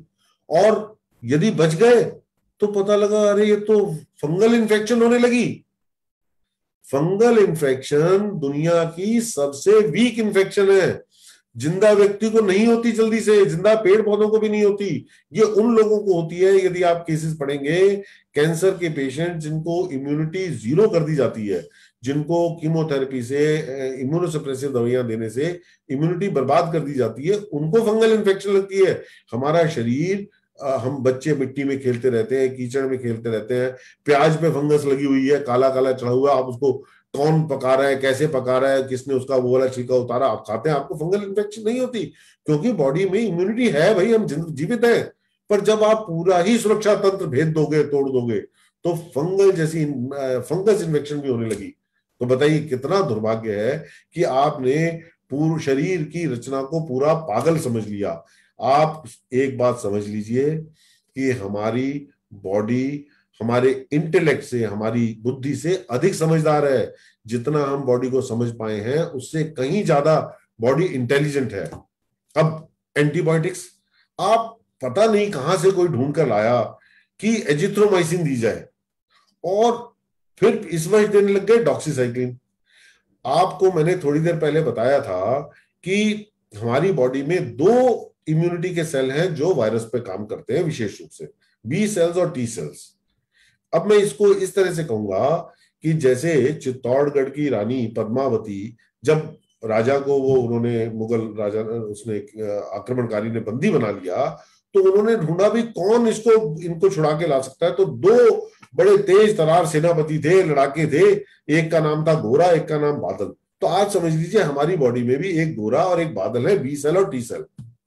अब हमने क्या किया, हमने पहला एंटीबायोटिक दिया एजिथ्रोमाइसिन जो बादल को मारता है, और दूसरा दिया डॉक्सीसाइक्लिन जो गोरा को मारता है। अब ये बताइए कि एजिथ्रोमाइसिन टी सेल को डिप्लीट कर रहा है, डॉक्सीसाइक्लिन बी सेल को डिप्लीट कर रहा है। आपने पहले अपनी आर्मी के हाथ बांध दिए गोरा और बादल के, फिर उनकी गर्दन काट दी, और आप सोच रहे हो कि वो राजा को छुड़ा कर ले आएगा। कमाल की आपकी साइंस है, आपका काम करने का ढंग है। आप ऐसे पेशेंट्स को ठीक करोगे कि आप कुछ सोच ही नहीं रहे, आपके पास कोई एविडेंस नहीं है कि बैक्टीरियल इन्फेक्शन है, और आप इसको इम्यूनिटी को समाप्त क्यों कर रहे हो? जो शरीर अपने, फिर भी अगर शरीर जोर मार रहा है, आपने साइटोकाइन स्टॉर्म ला दिया, आपने इन्फ्लेमेशन ला दी, फिर भी शरीर वायरस को मारने की कोशिश कर रहा है, तो आपने कहा नहीं तुम नहीं करोगे, हम करेंगे, हम जो है इम्यूनिटी को, हम वायरस को मारेंगे, और आपके पास कुछ है नहीं वायरस मारने को। तो इस तरह से इम्यूनोसप्रेसिव और ये सब दवाइयां देकर हमें बिल्कुल पंगु बना दिया। इस कारण ये डेथ हो रही है। जब मैं देख रहा हूं कि घर घर में डेथ हो रही है, जब मैं देख रहा हूं कि 20-22 साल के बच्चे मृत्यु की ओर जा रहे हैं, यमलोक जा रहे हैं, जब मैं देख रहा हूं 28 साल के बच्चे वेंटिलेटर पे पहुंच गए, तो मेरा मन रोता है कुछ करने के लिए, कुछ आवाज उठाने के लिए। और आप सबका भी ये धर्म है कि आप इस बात के लिए आगे बढ़ें, आगे आवाज उठाएं। मैं आपको ये इसलिए बता रहा हूं कि आपके पास साइंटिफिक एविडेंस हो। आप केवल इतनी मांग करें कि साइंस को तो फॉलो कर लो, आप मत मानो आयुर्वेद को, मत मानो होम्योपैथी को, मत मानो नेचुरोपैथी को, मत मानो चाइनीज मेडिसिन को, आप अपनी साइंस को फॉलो कर लो, उससे ही लोग बच जाएंगे। मैं दावा करता हूं कि यदि कोई केवल इम्यूनिटी को सप्रेसिव वाली कोई भी दवाई दी जाए, आप कहते हो विटामिन सी अच्छी है, ऑल राइट, एक लिमिटेड मात्रा में, और अभी तो देखिए डीजीएचएस ने जिंक भी हटा दिया, विटामिन भी हटा दिए, सब कुछ हटा दिया।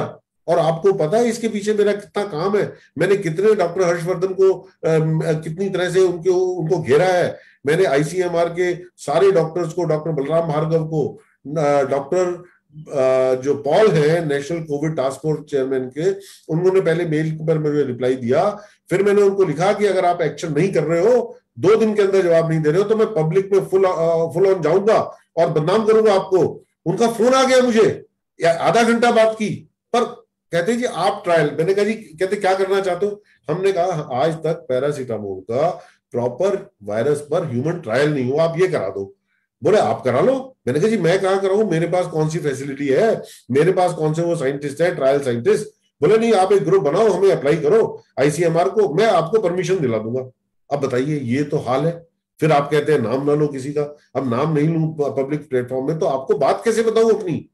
तो देखिए हमारा द वे आउट के लिए आगे क्या होना चाहिए। हमारे बड़े विद्वान डॉक्टर संजय जैन जी हमारे साथ है कि हम अपने हीमोस्टेटिस बैलेंस को ना खराब करें, हम सीखें और कंट्रीज में क्या हो रहा है। बहुत सारे पेशेंट्स, मैंने भी 700 के लगभग पेशेंट्स अब तक मैं ठीक कर चुका हूँ, आयुर्वेदिक दवाइयां भिजवा कर घरों में, एक को भी सांस की समस्या नहीं आई। आप लोगों में से जो आयुर्वेदिक से जुड़े हैं, आयुर्वेदिक दवाइयां दे रहे हैं, मैं चैलेंज करता हूं, एक को भी आपके यहाँ ऑक्सीजन की समस्या नहीं आई होगी, एक को भी हॉस्पिटलाइज नहीं जाना पड़ा होगा अगर आपने एलोपैथी नहीं दी, अगर आपने उसको पैरासीटामोल नहीं दी, अगर आपने उसको एंटीबायोटिक नहीं दिए साथ में, किसी को समस्या नहीं आई होगी। और अगर आई हो, हर पेशेंट पे 10,000 रुपए का इनाम मैं देने को तैयार हूं। इतना बड़ा चैलेंज कर रहा हूं। मेरे पास तो ऐसे ऐसे पेशेंट्स आए जो 7-7, 8-8 दिन दवाइयां खाकर खराब होने के बाद, उनको भी मैंने ये कहकर तो दिया कि देखो आपने सिस्टम बिगाड़ा हुआ है, मैं आपको सपोर्ट के लिए दे दूंगा, पर मेरी कोई जिम्मेवारी नहीं है। चाहे मैं वैद्य नहीं हूं, मैं क्वालिफाइड नहीं हूं, वो रिस्क लिया और ठीक हो गए 2 दिन में। कुछ लोगों की अंग्रेजी दवाइयां छोड़ने से ही ठीक हो गए। तो हमने आईसीएमआर को पिटीशन डाली, कई बार हमने ऑनलाइन भी पिटीशन डाली, आईसीएमआर को लेटर्स लिखे कि आप ये सारा रिसर्च भेजी कि आप अपना ट्रीटमेंट प्रोटोकॉल चेंज करो, आप ये गलत दवाइयां देनी बंद करो, आप इस पर ह्यूमन ट्रायल कराओ पैरासीटामोल पर। उसके बाद हमने change.org पे ऑनलाइन पिटीशन डाली। 5 दिन में 39,000 लोगों ने साइन किए, जिसमें 104 डॉक्टर्स थे। मैं नहीं जानता वो मेडिकल डॉक्टर्स थे या पीएचडी थे, कुछ ना कुछ डॉक्टर लिख रहे हैं, तो 104 डॉक्टर्स ने 5 दिन में साइन किया। और मैंने WHO के डॉक्टर को भेजी, उन्होंने भी पढ़ी। मैंने डॉक्टर चेयरमैन गंगाराम को रिपोर्ट भेजी, उन्होंने पढ़ी। कहने लगे कि क्या हम आपकी बात तो समझ गए, पर क्या हम पेशेंट को ये कहें कि हमारे पास दवाई नहीं है, आप होम्योपैथी ले लो, आप आयुर्वेद ले लो। अब इसका मेरे पास क्या उत्तर है? मैंने कहा जी आप उसकी इम्यूनिटी को तो डिस्टर्ब ना करो, आप उसको शरीर को तो काम करने दो। आपको लगता है जिंक अच्छी है, जितनी मात्रा में अच्छी है आप दे दो। आपको लगता है विटामिन सी अच्छी है, जितनी मात्रा में अच्छी ठीक देनी चाहिए वो दे दो। बट आप उसकी इम्यूनिटी को कैसे डिस्टर्ब कर सकते हो? तो मित्रों, समय आ गया है कि हम अपने प्राचीन ज्ञान को, जो 5000 वर्ष से एविडेंस बेस्ड है। अब एविडेंस क्या होता है? अब एविडेंस पर एक मजाक करता हूं कि आपने एविडेंस बनाया कि जी रेमडेसिविर 13 दिन की जगह 11 दिन में ठीक कर रही है। आपने अपने घर में एक ट्रायल कर लिया। कितना बड़ा धोखा था कि ना तो मृत्यु कम हुई, ना बीमारी ठीक हुई, बट वो कह रहे हैं जी को अब वो लोग रिकवर जल्दी कर गए। अब मैं इसका एविडेंस देता हूं कि जिन लोगों ने नकली रेमडेसिविर खाई उसमें 90% लोग बच गए। तो ये होता है एविडेंस। एविडेंस ये है कि जिन लोगों ने नहीं खाई, जिनको नकली रेमडेसिविर लगी, खाली ग्लूकोज और नमक मिला के इंजेक्शन लगा दिया, वो बच गए। और जिनको असली थी उनमें से कितने भगवान को प्यारे हो गए। तो ये जो सारा एविडेंस बेस्ड इनका कहना है, हमारे पास 5000 साल का एविडेंस है। आपको खड़े होना होगा। जो आपके मित्र आज आयुर्वेद छोड़कर एलोपैथी की तरफ की प्रैक्टिस कर रहे हैं, उनको वापसी लाना होगा और अपने नॉलेज को दोबारा से जीवित करना होगा। इन्हीं शब्दों के साथ मैं आप सब लोगों का बहुत बहुत आभारी हूं, धन्यवाद करता हूं। सर आपका बहुत बहुत धन्यवाद, और आपने बहुत ही सरल शब्दों में एविडेंस बेस्ड तरीके से सबको बताया और हमारे कुछ मिथ्स को भी दूर किया। और उम्मीद है हमें कि बहुत जल्दी आपकी बातें हम जनमानस तक पहुंचा पाएंगे। आपका बहुत बहुत धन्यवाद। अब कुछ प्रश्न भी किए जा सकते हैं क्या? हाँ जी, हाँ जी, पूछे जा। हाँ, जो प्रश्न पूछने हैं वो सेशन के लास्ट में हम लोग कुछ टाइम देंगे, आप लोग तब पूछिएगा। अभी हमारा सेशन चल रहा है। तो हमारे जो नेक्स्ट स्पीकर हैं, इनका व्यक्तित्व को हम कुछ शब्दों में नहीं बांध सकते, फिर भी श्रोताओं को संक्षिप्त में बता दूं कि doctor Sanjay Jain orthopaedic surgeon हैं, जो वर्तमान में आनंद अस्पताल मेरठ में कार्यरत हैं। मानव जाति की हित की खोज में डॉक्टर साहब को आयुर्वेद और योगा के समीप ले आई। आध्यात्मिक गुरुओं की प्रेरणा के द्वारा डॉक्टर साहब ने आयुर्वेद और एलोपैथिक एक तुलना विवेचन नामक एक पुस्तक को भी लिखा है। और सबसे सुंदर बात बताऊं कि डॉक्टर जैन जो है आयुर्वेदिक सर्जरी कराने का श्रेय उनको जाता है, क्योंकि जो एंटीबायोटिक का यूज रेगुलर करते हैं सर्जन भी, फिजिशियन भी, जो डॉक्टर साहब हैं ये एंटीबायोटिक की जगह आयुर्वेदिक औषधियों का प्रयोग करते हैं। और अभी कोविड के टाइम पे भी 1500 से ज्यादा जो पेशेंट है उनको एलोपैथिक और आयुर्वेदिक का एकीकृत चिकित्सा द्वारा इन्होंने स्वास्थ्य लाभ प्रदान किया। तो स्वागत करते हैं डॉक्टर संजय जैन का। Over to you sir. ओम श्री परमात्मा ने नमः। सबसे पहले तो मैं बहुत बहुत धन्यवाद अदा करता हूँ सभी आयोजकों का, मुख्य रूप से वैद्य विजय जी का एंड भावना जी का, जिन्होंने मुझे मौका दिया है। और शुरू करने से पहले मैं बहुत बहुत बधाई देना चाहता हूँ विवेक जी को। एक नॉन मेडिकल बैकग्राउंड होते हुए मेरे लिए बहुत ही आश्चर्य की और बहुत ही सुखद आश्चर्य है कि इतनी डेप्थ में जाके इन्होंने स्टडी की है और मेडिकल जगत को जगाने का काम एक शेयर ब्रोकर कर रहे हैं। ये उनकी कुछ विरासत है, ये उनके कुछ परिवार में ये बात है। बहुत बहुत मैं उनको बधाई और धन्यवाद देता हूँ। अभी तक तो आपने ये सुना है कि एक पैरासिटामोल ने कैसे बर्बाद किया हुआ है लोगों के स्वास्थ्य को। अब मैं आपको थोड़ा इससे आगे की बात और बताता हूँ कि और क्या क्या हो रहा है स्वास्थ्य के क्षेत्र में। आज पूरी दुनिया कोविड से परेशान है, हम सब जानते हैं।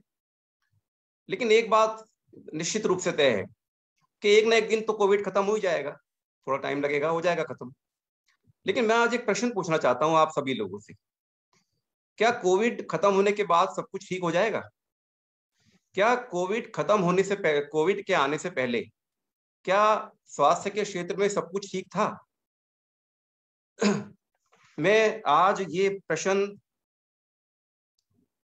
अपने देश के सभी बड़े बड़े राजनेताओं से, ब्यूरोक्रेट से, जुडिशरी से, मीडिया से, समस्त चिकित्सा पैथी के समस्त डॉक्टर से और समस्त पूरे अपने देशवासियों के सामने रखना चाहता हूं कि कभी ना कभी तो हम ये आंकलन करें कि हमने जीवन में क्या खोया, क्या पाया अभी तक, हम स्वास्थ्य के क्षेत्र में कहाँ खड़े हैं, हम आगे बढ़ रहे हैं या पीछे जा रहे हैं। तो आज ये कोरोना ने हमें एक मौका दिया है। कोरोना हमारे लिए एक वेकअप कॉल है जिसको हमें सीरियसली लेना चाहिए कि आगे के, और WHO ने ये घोषणा की हुई है, आपको शायद जान के आश्चर्य होगा कि कोविड तो अभी एक पैंडेमिक है, बाकी पैंडेमिक के लिए तैयार रहिए।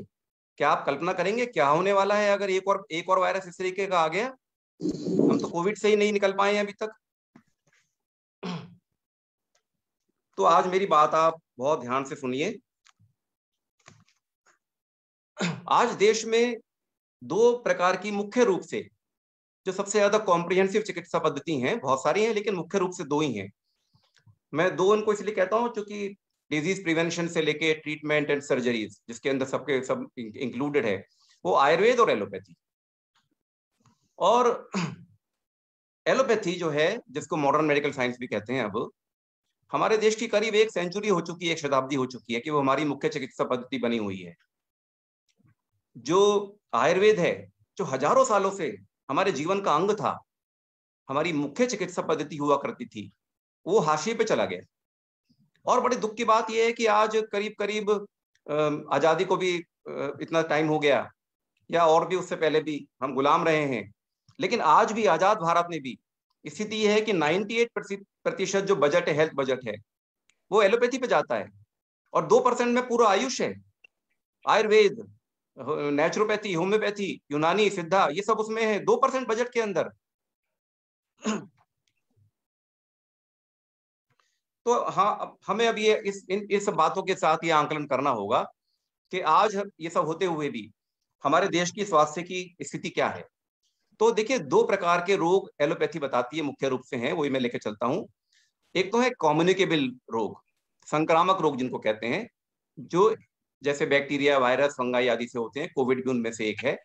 और जो एक से दूसरे में फैलते हैं, जैसे हवा के द्वारा या पानी के द्वारा फैल सकते हैं, या ब्लड के द्वारा, या मच्छरों के द्वारा, या डायरेक्ट कॉन्टेक्ट से। तो ये तो है कम्युनिकेबल रोग। और दूसरे प्रकार के रोग हैं जिनको हम कहते हैं नॉन कम्युनिकेबल, NCDs, या जिनको हम क्रॉनिक रोग भी कहते हैं, और उनको हम जीवन शैली रोग भी कहते हैं, क्योंकि वो ये माना जाता है कि वो गलत प्रकार की जीवन शैली जीने से हो रहे हैं, जैसे कि डायबिटीज है, कोलेस्ट्रॉल, हाई कोलेस्ट्रॉल है, ब्लड प्रेशर है, कैंसर्स हैं, हार्ट डिजीज हैं, आर्थराइटिस है, लंग्स डिजीज हैं। ये सब चीजें मानी जाती हैं कि लाइफस्टाइल डिसऑर्डर्स हैं। तो आपको ये जानकर अभी आश्चर्य ये होगा कि दोनों ही प्रकार के रोग हमारे देश में दिन दूनी रात चौगनी तरक्की कर रहे हैं, बढ़ते चले जा रहे हैं। जहां तक संक्रामक रोगों की बात है, तो आप देख ही चुके हैं कि कोविड ने किस तरीके से हमें एक तरीके से आईना दिखाया है पूरा, कि हम कहाँ खड़े हैं। हम एक वायरस के सामने पूरी दुनिया, पूरी साइंस, पूरी मेडिकल साइंस घुटने टेक चुकी है पूरे तरीके से। इसके अलावा जो पुरानी बीमारियां हैं, जैसे टीबी है, टीबी से हम जंग हार रहे हैं, क्योंकि एंटीबायोटिक रेजिस्टेंस पैदा हो गया है। 4 से 5 लाख लोग टीबी से आज भी हर साल मरते हैं हमारे देश के अंदर। कोविड से तो अभी 3-3.5 लाख लोग मरे हैं। इतना उसमें इतना तूफान हो गया, और हर साल टीबी से जो मरते हैं उसकी तरफ कोई ध्यान नहीं दे रहा है। ध्यान दे रहे हैं लेकिन काबू में नहीं आ रहा है। इसी तरीके से अगर आप देखें तो नए नए वायरस आ रहे हैं,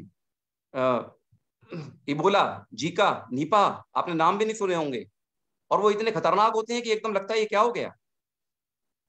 डेंगू, चिकनगुनिया, ये पहले नहीं होते थे हमारे देश में, अब ये तो हर साल की नई बात हो गई है। Viral hepatitis A, B, C, D, E, ये बढ़ते चले जा रहे हैं। और एक बहुत खतरनाक बात बताता हूं मैं आपको। हेलो, अस्पतालों में जो होने वाले इन्फेक्शन हैं, जिनको हम हॉस्पिटल एक्वायर्ड इन्फेक्शन कहते हैं या नोजोकोमियल इन्फेक्शन कहते हैं, वो बढ़ते चले जा रहे हैं। और मुख्य बात यह है कि उनके इलाज के लिए हमारे पास कुछ नहीं बचा है, वो लाइलाज हो चुके हैं, क्योंकि कोई एंटीबायोटिक काम नहीं करती है अब। वो इतने खतरनाक इन्फेक्शन होते हैं, पूरे विश्व में इसकी बात चल रही है। तो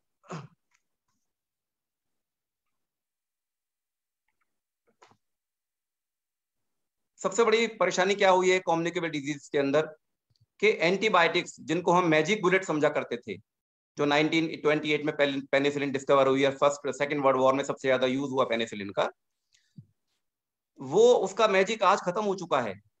पूरे विश्व में एंटीबायोटिक रेजिस्टेंस पैदा हो चुका है, एंटीबायोटिक बैक्टीरिया पे असर करना बंद कर चुकी हैं।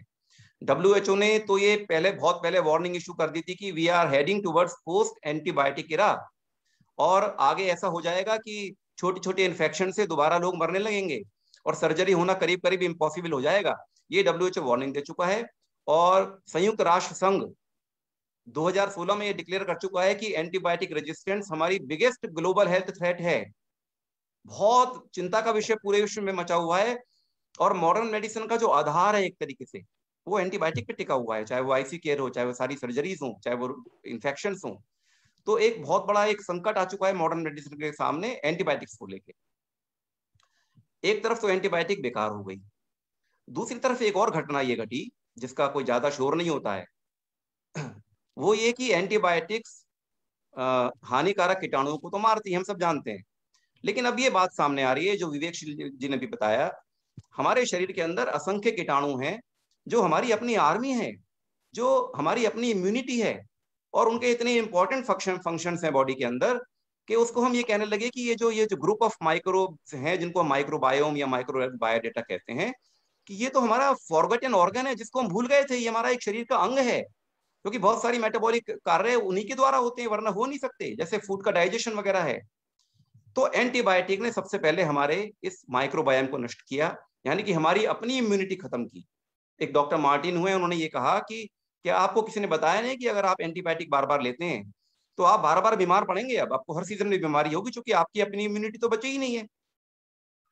तो इतना खतरनाक काम एंटीबायोटिक ने किया, और अब ये पता चला है कि एंटीबायोटिक के जो इनएडवर्टेंट यूज हो रहा है, बार बार जो बिना मतलब यूज किए जा रहे हैं एंटीबायोटिक्स, इसकी वजह से जो जितने भी लाइफस्टाइल डिजीज हैं उनका डायरेक्ट लिंक है, जैसे asthma, allergies, cancers, diabetes type 1 type 2, और ये मेटाबॉलिक सिंड्रोम, मोटापा। आप देखते हैं हमारे बच्चे आजकल मोटे क्यों होते हैं, घी खिलाना तो हमने बंद कर दिया, फिर भी वो मोटे होते हैं। एंटीबायोटिक खिलाई जाती है बचपन से बार बार, और ये एंटीबायोटिक एनिमल फार्मिंग के अंदर जानवरों को खिलाई जाती है जिससे उनका वेट बढ़ जाए और प्रॉफिट ज्यादा हो। फैटी लीवर, ये सब निकल के आ रहा है आज माइक्रोबियोम स्टडीज से कि एंटीबायोटिक्स इन सब रोगों को बढ़ा रही हैं, और उनका केवल हमें इंस्टेंट लाभ नजर आता है। दूसरी ओर जो जीवन शैली रोग हैं, घर घर में आज एक ना एक जीवन शैली रोग है, चाहे वो शुगर के मामले में, डायबिटीज के मामले में तो वर्ल्ड की कैपिटल करीब करीब बनने वाले हैं अब, ये हमारी प्रगति हो रही है। चाहे वो ब्लड प्रेशर है, चाहे कोलेस्ट्रॉल है, जोड़ों के दर्द हैं, मेंटल डिसऑर्डर्स हैं, ये सब बढ़ते चले जा रहे हैं। और ये इंडिया में ही नहीं, ये पूरे विश्व में ये हाल है नॉन कम्युनिकेबल डिजीज को लेकर। और प्लानिंग कमीशन की रिपोर्ट है कि आगे आने वाले कुछ सालों में ये सारी एनसीडीज बहुत बढ़ जाएंगी, कई गुना बढ़ने की इनकी संभावना है।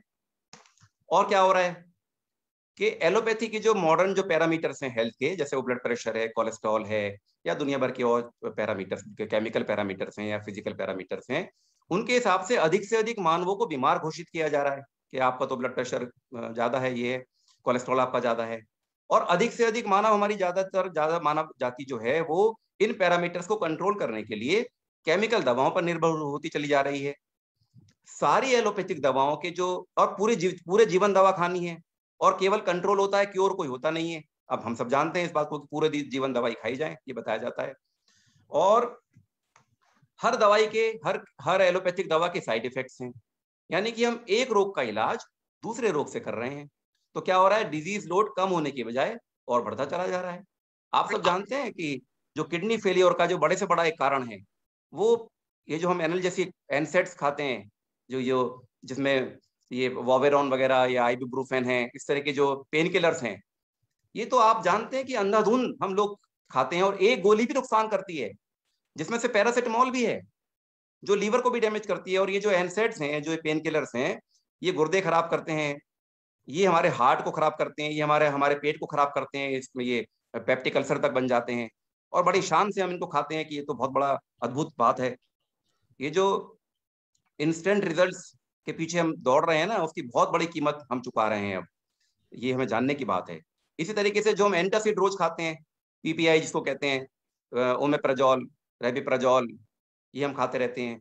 इनके ये दवाई बनी थी पेप्टिक अल्सर वगैरह या रिफ्लक्स एसोफेजाइटिस को ट्रीट करने के लिए, लेकिन हम ये रोज खाते हैं हमारे। और आज दुनिया में करीब करीब 80-90% जो प्रेस्क्रिप्शन है डॉक्टर्स के, उनका पार्ट है ये, क्योंकि हर दवाई से कुछ ना कुछ एसिडिटी होती है, उसको कंट्रोल करने के लिए साथ में दे दी जाती है। और बहुत से लोग चूंकि स्ट्रेस में रहते हैं, एसिडिटी होती है, उनके तो जीवन का अंग बन चुकी है ये, और पता ये चला है कि इससे लीवर, इससे किडनी फेलियर होता है। तो ये हालत है दवाइयों की। और क्या हो रहा है, एक नई घटना और क्या, पिछले कुछ सालों में अगर आप देखोगे, अंग फेल होना बहुत बढ़ते चले जा रहे हैं। यानी कि किडनी फेल पहले कभी सुनते नहीं थे, अब तो बहुत आम बात हो, गुर्दा फेल हो गया है। और आवश्यकता बढ़ती जा रही है अंग बदलवाने की, चाहे वो किडनी रीनल ट्रांसप्लांट हो, चाहे वो लीवर ट्रांसप्लांट हो, जॉइंट रिप्लेसमेंट हो, उधर हार्ट की एंजियोप्लास्टी और ये बाईपास सर्जरीज की रिक्वायरमेंट बढ़ती चली जा रही है।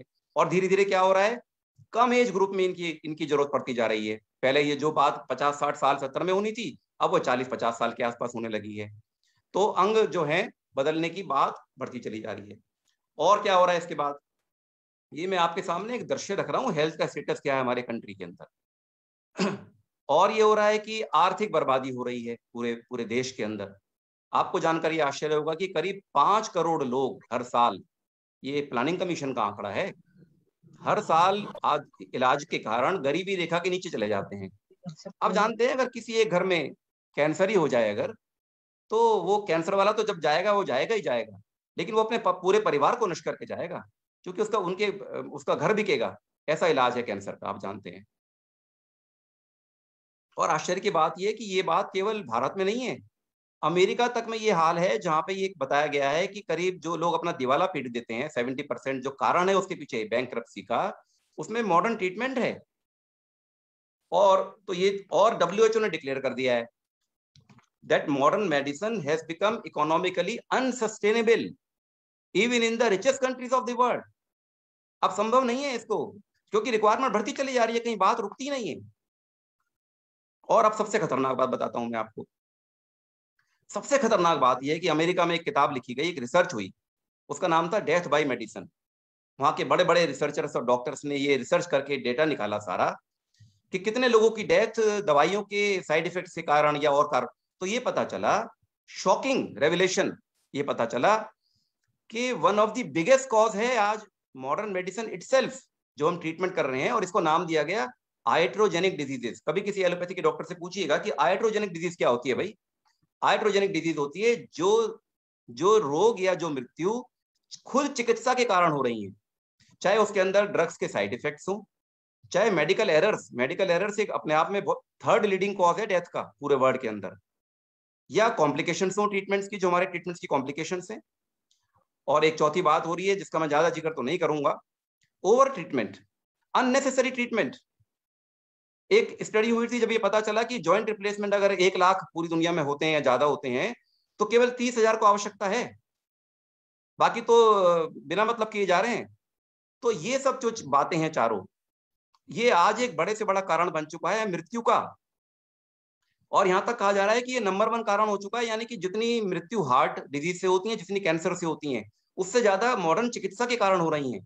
लेकिन अफसोस की बात यह है कि किसी भी संस्था ने, चाहे वो WHO हो, चाहे वो CDC हो अमेरिका की, इस कॉज को उन्होंने एक्नॉलेज नहीं किया अभी तक। क्योंकि अगर इस कॉज को उन्होंने लिस्ट में डाल दिया टॉप 10 कॉजेज ऑफ डेथ के अंदर, तो दुनिया में हाहाकार मच जाएगा, सारी पोल खुल के रह जाएगी। तो अब प्रश्न ये उठता है कि इन सब बातों के बाद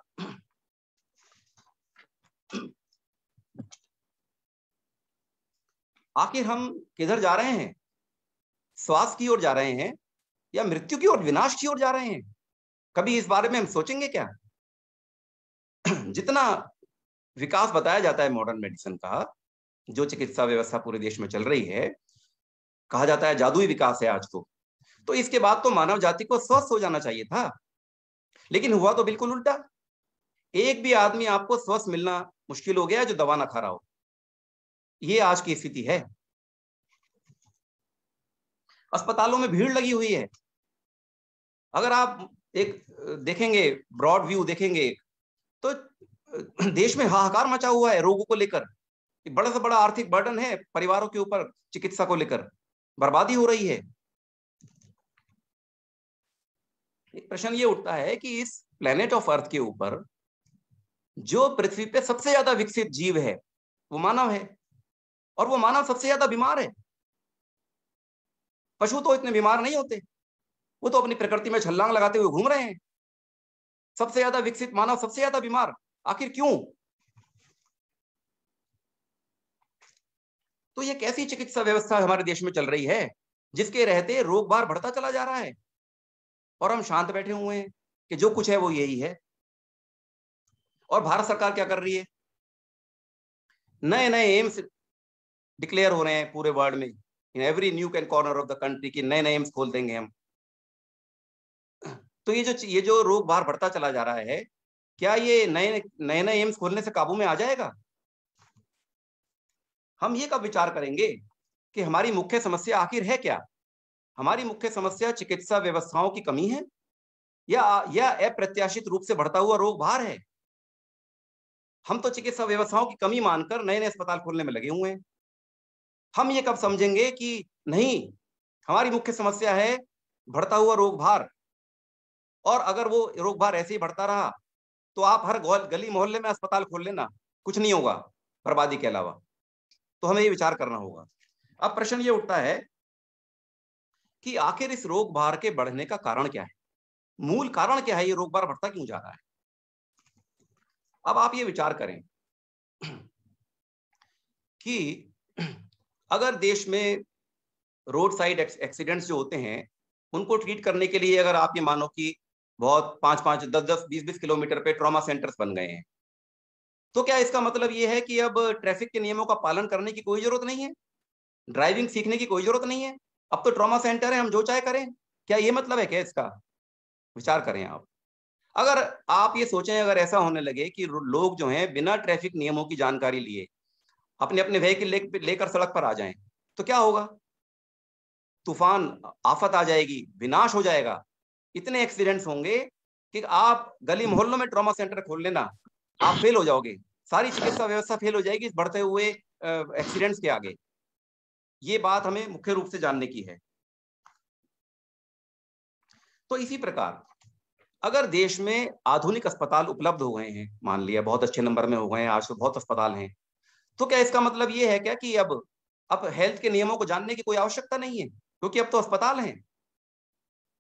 आप जानते हैं हमारे देश में शायद ही कुछ मानव होंगे ऐसे जो ये जानते हो कि स्वास्थ्य के रूल होते क्या हैं। यानी कि बिना हेल्थ रूल्स को, बिना लाइफस्टाइल को, करेक्ट लाइफस्टाइल को जाने हमारे देश के अधिकांश मानव जीवन जी रहे हैं अपना। तो क्या डिजास्टर नहीं होगा? वही डिजास्टर हो रहा है। और आश्चर्य की बात क्या है, कितनी आश्चर्य की बात है कि जिन रोगों को मॉडर्न मेडिसिन ने ये माना कि ये लाइफ स्टाइल डिसऑर्डर्स हैं, ये गलत प्रकार की जीवन शैली के कारण होते हैं, उनका इलाज कैसे हो रहा है? आप कभी भी जाइए किसी फिजिशियन की ओपीडी में ब्लड प्रेशर या कोई बात को लेके, आपको आप जाते ही आपको पर्चे पे 5 दवाई लिख के मिलेंगी, और कोई नहीं बताएगा आपको कि आपको अपना जीवन शैली कैसे करनी चाहिए। अगर बताएगा भी तो थोड़ा बहुत, उसके बाद इतना टाइम हुआ तो बिना जीवन शैली ठीक किए केमिकल दवाओं से जीवन शैली रोग का इलाज हो रहा है पूरे देश के अंदर। क्या ये ठीक है? एक मंत्र बन चुका है मॉडर्न मेडिसिन का, दवाई आवश्यक। आपने सबने अधिकतर ये बात, अगर किसी फिजिशियन के यहाँ जाने का मौका मिला तो सुना होगा ये बात, दवाई आवश्यक है, पूरे जीवन छोड़ना नहीं है। बाकी बात की तो कोई बात ही नहीं करता है कि जीवन शैली क्या होनी चाहिए। उसका एक कारण भी है, हमारे पूरे मॉडर्न मेडिसिन के करिकुलम के अंदर एक भी चैप्टर नहीं है उचित जीवन शैली के ऊपर। क्या आप ये विश्वास करेंगे इस बात को? एक भी चैप्टर नहीं है। थोड़ा बहुत जिक्र है एसपीएम की किताब में, वो भी इतना डिटेल में तो है ही नहीं। एक और लाखों कॉन्फ्रेंस आज तक मॉडर्न मेडिसिन के प्लेटफॉर्म पे हुई होंगी, एक भी कॉन्फ्रेंस आज तक शायद नहीं हुई है, मेरी जानकारी में नहीं है, जो उचित जीवन शैली को लेकर हुई हो, उसको डिस्कस करने के लिए हुई हो, जबकि इतना इंपॉर्टेंट बात है वो। पूरे विश्व में एनसीडीज बढ़ रही हैं और उसका कारण जीवन शैली है, और जीवन शैली की कोई बात नहीं करेगा। कॉन्फ्रेंसेस होती हैं केवल दवाएं बेचने के लिए, सॉरी, दवाओं को एडवर्टाइज करने के लिए, नई नई टेक्निक बताने के लिए। हेल्थ के लिए कोई कॉन्फ्रेंस नहीं होगी देश के अंदर, ना आज तक हुई है। तो ये क्यों नहीं हुई है? और जिस चिकित्सा विज्ञान में, हमारे भारतीय चिकित्सा विज्ञान नहीं जो कि पूरे जीवन का विज्ञान है, आयुर्वेद, जिसके अंदर उचित जीवन शैली के ऊपर कई कई चैप्टर्स हैं, उसको हमने निगलेक्ट कर दिया पूरे तरीके से। और आयुर्वेद क्या कहता है? आयुर्वेद ये कहता है कि जो चिकित्सा या जो दवा एक रोग ठीक करे और दूसरा पैदा करे, आयुर्वेद कहता है ये तो दवा ही नहीं है, आयुर्वेद को दवा मानता ही नहीं है। और एलोपैथी में एक भी दवा नहीं है जिसका कोई side effect, harmful side effect ना हो। तो इतने महान चिकित्सा विज्ञान को हमने उसको तो मान लिया साइंटिफिक, और इसको मान लिया हमने अनसाइंटिफिक। ये क्या किया हमने? और सरकारें ये कोशिश कर रही है कि हम अस्पताल खोल देंगे। ये कोशिश मूर्खतापूर्ण नहीं है तो और क्या है? क्या इसका कोई परिणाम निकलेगा? एलोपैथी या मॉडर्न मेडिसिन एक बहुत ही शानदार इमरजेंसी ट्रीटमेंट है आज की तारीख में। इतना उसका भी कारण है क्योंकि एलोपैथी बहुत रिडक्शनिस्ट साइंस है और वो सेल तक पहुंच गई, न्यूक्लियस तक पहुंच गई। Cellular biology, nuclear biology, molecular biology, बड़ी बारीकी से ये जान लिया गया कि बायोलॉजिकल प्रोसेस क्या होते हैं, क्या क्या केमिकल रिएक्शंस होती हैं, और सारा ये अध्ययन करके और फिर इसमें सहायता मिली मॉडर्न जो टेक्नोलॉजी थी, चाहे वो एक्सरेज हो, सीटी स्कैन हो, MRI हो, बिल्कुल बारीकी से हम जान पाए कहाँ पे क्या हो रहा है। और फिर हमने ऐसे मॉलिक्यूल डेवलप किए, सिंगल मॉलिक्यूल, जो हमारे बायोलॉजिकल प्रोसेस को इफेक्ट करें। तो क्या हुआ कि स्पीड ऑफ रिजल्ट तो बहुत मैजिकल थी एकदम, ऐसे दवा दो ऐसे काम होता है, लेकिन साइड इफेक्ट के बिना तो कुछ ऐसा हो ही नहीं सकता था ना। तो ये एक बहुत ही शानदार इमरजेंसी मेडिसिन इसलिए हुई क्योंकि ये रिडक्शनिस्ट अप्रोच थी। हालांकि ये नहीं देख पाई कि पूरे शरीर पे क्या प्रभाव होगा, लेकिन इमरजेंसी में ये बात बड़ी यूटिलिटी की थी कि इंस्टेंट रिजल्ट मिले। और वो तो लेकिन ऐसी महान चिकित्सा थी जो इमरजेंसी के लिए वरदान थी, वो आज पूरी तरह से कब्जे में है मल्टीनेशनल फार्मा ड्रग कंपनीज के। मल्टीनेशनल ड्रग कंपनीज का एक ही एम है, स्वास्थ्य से कोई लेना देना नहीं है मानव जाति के। एक एम है पेटेंट्स एंड प्रॉफिट्स, प्रॉफिट होना चाहिए और पेटेंट मिलने चाहिए तभी प्रॉफिट होता है। उनके लिए उन्होंने ये मॉडर्न मेडिसिन को डेवलप किया है, फार्मा कंपनीज ने। ये उनका डेवलपमेंट है, ये उनका एक मेगा बिजनेस वेंचर है कि कैसे लोगों को बीमार कर करके या पैसा कमाया जाए। ये किया है मॉडर्न फार्मा कंपनी। तो सारी की सारी जो मॉडर्न मेडिसिन है वो करीब करीब फार्मा कंपनीज के चंगुल में है। सारे डॉक्टर्स बेचारे जाने अनजाने उनके पपेट्स बने हुए हैं। हम कितना भी पढ़ लें, कितने बड़े डॉक्टर बन जाएं, कितना हमारा एक्सपीरियंस हो जाए, लेकिन नई दवाओं के बारे में जानकारी तो हमें फार्मा कंपनीज वाले देते हैं। सारी रिसर्च उनके हाथ में है, दवाइयों की मैन्युफैक्चरिंग, मार्केटिंग, अवेलेबल कराना, ये सब उनके हाथ में है। तो उन्होंने इसलिए पूरी तरह से एक्सप्लॉइट किया है मॉडर्न मेडिसिन को, इसके मालिक बने हुए हैं वो। और हम सब डॉक्टर उनके सामने कुछ भी नहीं है, क्योंकि हम तो दवाई के बारे में कुछ जानते ही नहीं है। वही बताएंगे हमें, कौन बताएंगे? व्यापारी लोग। और व्यापारी को क्या काम है? मुनाफा कमाना। ये बहुत गहरी बात है। यहाँ मैं आपको एक फर्क बता देता हूँ, फार्मा कंपनीज आयुर्वेद में भी हैं, लेकिन देखो एक बहुत बेसिक बात बताता हूं मैं आपको। आयुर्वेद में के वैद्य को फार्मा कंपनीज ज्ञान नहीं दे सकते। ज्ञान वैद्य के पास पहले से मौजूद है, चरक है, सुश्रुत हैं, वो आपको दवा बना के दे सकते हैं, बहुत अच्छी दवा बना के दे सकते हैं, आप ना बना पाए शायद, लेकिन आपको एक्सप्लॉइट नहीं कर सकते, आपको मूर्ख नहीं बना सकते। ये एक बहुत फंडामेंटल फर्क है दोनों साइंसेस के अंदर। और एलोपैथी का डॉक्टर तो दवा बनाने की सोच भी नहीं सकता, और आयुर्वेद का हर वैद्य चाहे तो अपने घर में अपनी फार्मेसी बना सकता है। इसलिए वहां डिपेंडेंस नहीं है, इसलिए वो एक्सप्लॉइट नहीं कर पाएंगी।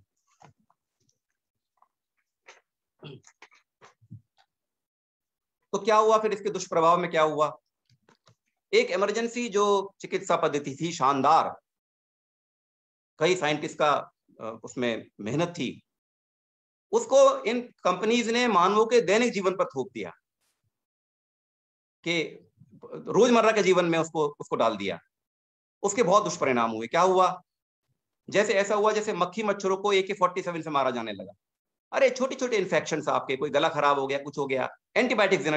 एंटीबायोटिक्स कितनी भयानक है आप सोच भी नहीं सकते। केवल बहुत लाइफ सेविंग कंडीशन में यूज करनी चाहिए। उनको रोजमर्रा की चीजों में थोड़ा सा कोई कहीं चोट लग गई, जो हमारे यहाँ पहले मिट्टी लगा के ठीक हो जाया करती थी, उसको एंटीबायोटिक से, मैंने बहुत काम किया है, बिना एंटीबायोटिक के बड़ी बड़ी सर्जरी करता हूँ अब। जो मेरे आसपास के लोग हैं बड़ा ताज्जुब करते थे, ऐसा हो कैसे सकता है, आज भी विश्वास नहीं करते हैं। लेकिन क्योंकि अब कई सालों से चल रहा है काम, तो देखते हैं तो मानना पड़ता है उनको। संक्रामक रोग जो होते हैं, इन्फेक्शियस रोग जो होते हैं, उनका कारण केवल जर्म्स नहीं है, ये बात गलत सिद्ध हो चुकी है अब। ये अब मॉडर्न मेडिसिन भी जानती है कि जर्म्स तो हर जगह हैं, लेकिन सब लोग बीमार नहीं पड़ते, बीमार केवल वो पड़ते हैं जिनकी इम्यूनिटी कम है। तो उनको ये पता चल गया कि जर्म, एनवायरमेंट और होस्ट, इन तीनों का इंटरेक्शन है ये, तब किसी को बीमारी होगी। अगर जर्म से होगी तो कब होगी, अगर होस्ट वीक होगा। तो ऐसा होते हुए भी मॉडर्न मेडिसिन ने सारा का सारा फोकस केवल जर्म पे रखा, या तो एंटीबैक्टीरियल बनाएंगे, या एंटी फंगल बनाएंगे, या एंटीवायरल बनाएंगे, उसके कितने दुष्परिणाम हुए ये देखा ही नहीं, और होस्ट को बिल्कुल नकार दिया। अगर होस्ट को मजबूत करते तो इन्फेक्शन तब भी ठीक हो जाना था। लेकिन इसी तरीके से वैक्सीन बनाई गई। वैक्सीन की यूटिलिटी है, बहुत लिमिटेड यूटिलिटी है। हम ये बात कब समझेंगे? वैक्सीन तो केवल एक जर्म के लिए या उसके भी एक स्पेसिफिक स्ट्रेन के लिए काम करती है। कितने असंख्य जर्म्स हैं दुनिया के अंदर, तुम कितनी वैक्सीन बनाओगे? तुम्हारे एक कोविड-19 ने नहीं हवा खराब कर रखी है, अगर एक वायरस और आ गया फिर आप क्या करोगे? फिर उतनी बर्बादी होगी। अरे मॉडर्न मेडिसिन में हम भी ये भी जानते हैं कि एक तो होती है स्पेसिफिक एक्वायर्ड इम्यूनिटी, जो वैक्सीन के माध्यम से या नेचुरल इन्फेक्शन हो जाए उसके माध्यम से होती है। एक होती है जनरल इननेट इम्यूनिटी, जिसकी बात विवेकशील जी भी कर रहे थे। वो जनरल इम्यूनिटी ऐसी है, वो ये कहती है कि कोई सा भी वायरस हो, कोई सा भी स्ट्रेन हो, कोई सा भी जर्म हो, चाहे बैक्टीरिया हो, फंगस, कुछ भी हो, वो जनरल इम्यूनिटी हर एक से लोहा ले सकती है, उसको स्पेसिफिक होने की जरूरत नहीं है। आयुर्वेद उस इम्यूनिटी की बात करता है, जनरल इम्यूनिटी को बिल्डअप करने की, उसको हमने एक तरफ कर दिया और हमारा का सारा फोकस वैक्सीन के ऊपर आ गया। वैक्सीन के बारे में थोड़ा सा और बता दूं मैं आपको। पोलियो हटाया है, बहुत अच्छी बात है, हम मानते हैं इस बात को। अरे भाई करीब 30 साल हो चुके हैं WHO को इस कार्यक्रम में लगे हुए, अभी तो पूरी तरह हटा भी नहीं है, और करीब 15-20 बिलियन डॉलर खर्च हो चुके हैं एक वायरस के लिए। तो आपने बहुत अच्छा किया, पोलियो हटा दिया, लेकिन क्या आप हर वायरस के लिए कर पाएंगे क्या? और अगर आप कर पाएंगे तो आपने अभी तक आपका टीबी इरेडिकेट क्यों नहीं हुआ? हेपेटाइटिस सी की वैक्सीन अभी तक क्यों नहीं बनी? HIV एड्स की वैक्सीन अभी तक क्यों नहीं बनी? ये सब विचार करने की बातें हैं। इसी तरीके से मॉडर्न मेडिसिन ने क्लिनिकल ट्रायल को ये सब फार्मा कंपनीज की चाल थी। क्लिनिकल ट्रायल्स को ऐसे एस्टैब्लिश कर दिया जैसे क्लिनिकल ट्रायल बड़ी से बड़ी साइंस है। ये झूठ है। क्लिनिकल ट्रायल का एक ही सिद्धांत है, one size fit for all, यानी कि 150 लोगों पे, 1000, 2000, 5000 लोगों पे किसी दवा का एक्सपेरिमेंट किया गया, और जो रिजल्ट आए ये मान लिया कि पूरी मानव जाति पे वो एक से रिजल्ट होंगे। ये बात बिल्कुल भूल गए कि हर मानव अलग है, उसका जेनेटिक कॉन्स्टिट्यूशन, उसका एनवायरमेंट, उसकी डाइट, उसका बिहेवियर, उसका इकोनॉमिक स्टेटस, उसकी सराउंडिंग्स सब अलग हैं। और तो ये क्लिनिकल ट्रायल से जो एविडेंस प्राप्त हुआ, इसको कह दिया ये बड़ी से बड़ी साइंस है, और ये तो एविडेंस बेस्ड मेडिसिन है। ये तो फंडामेंटली गलत है, और इसको मॉडर्न मेडिसिन ने आज मान भी लिया है। अब मॉडर्न मेडिसिन प्रिसीजन मेडिसिन की बात कर रही है, और प्रिसीजन मेडिसिन क्या है? प्रिसीजन मेडिसिन आयुर्वेद है, जो ये कहता है कि हर व्यक्ति अलग है, उसकी दवा भी अलग होगी एक ही बीमारी के लिए। तो और मैं क्या बताऊं आपको, क्लिनिकल ट्रायल मेरी नजर में फार्मा कंपनीज का एक ऐसा जाल है जो इसलिए किया जाता है जनता को ये विश्वास दिलाने के लिए कि हमारी दवाई ठीक है, इसको लो खाओ, उसके चाहे कितने दुष्परिणाम हो। और हम सब, चाहे आयुर्वेद वाले हो चाहे एलोपैथी वाले हो, हम सब क्लिनिकल ट्रायल को बहुत बड़ा एक ऐसा मानते हैं कि भगवान ने कह दिया कोई बात। अरे क्लिनिकल ट्रायल वो लोग करते हैं, उनके द्वारा किए जाते हैं जो व्यक्तिगत स्वार्थ से ऊपर नहीं उठे हैं अभी, उनका तो हम आंख मीच के विश्वास करते हैं, फेथ करते हैं उनके ऊपर। और जो हमारे महान ऋषि हुए स्वार्थ रहित, मानव जाति के हित में रत, जिन्होंने स्वास्थ्य के बड़े बड़े संहिताएं लिख दी, उन पे हम डाउट करते हैं। ये आज की हमारी स्थिति है।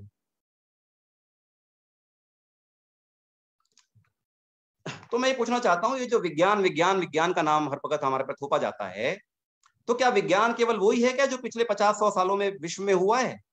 अगर वो विज्ञान है तो क्या कारण है आज कि पीने को पानी नहीं है, हवा नहीं है, मिट्टी सारी जहरीली हो चुकी है?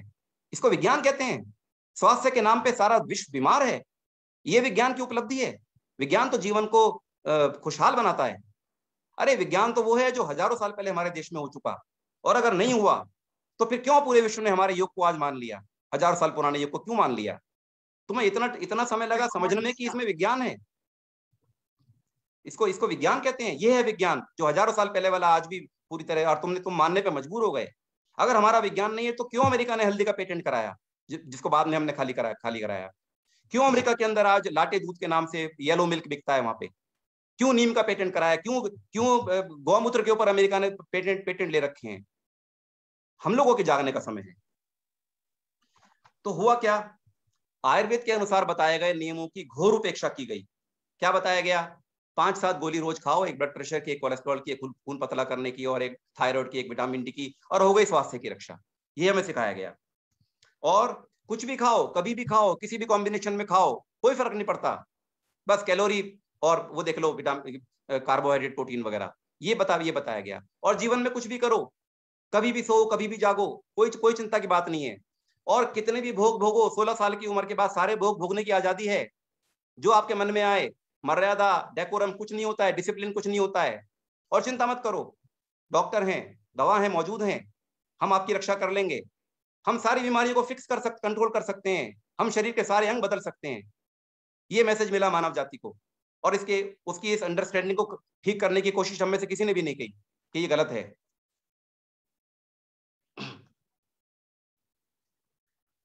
हमारे सबका जो स्वास्थ्य था पहले हमारे हाथ में होता था, हम अपनी जीवन शैली अपने हिसाब से जीते थे। आज वो दवाओं का गुलाम हो चुका है। वो बहुराष्ट्रीय कंपनियों के चंगुल में गिर भी पड़ा हुआ है। वहां पे जैसे वो चाहते हैं वैसे चलता है। हमारा मजाक जीवन का भी और मृत्यु का मजाक बना के रख दिया गया है। बिना दवा के जीना करीब करीब मना है, और बिना आईसीयू के, बिना वेंटिलेटर के मरना मना है। अरे पूरे विश्व के लोग तो केवल मरते होंगे, हम तो एक अनंत की यात्रा पे निकलते हैं। हमारी तो सदगति होती है, हमें तो मोक्ष की, अनंत की यात्रा पे जाना है। तो कम से कम मृत्यु में तो छोड़ दो। हाथ बांध के वेंटिलेटर पे पड़े हुए हैं, ना किसी से कुछ कह सकते हैं ना कुछ।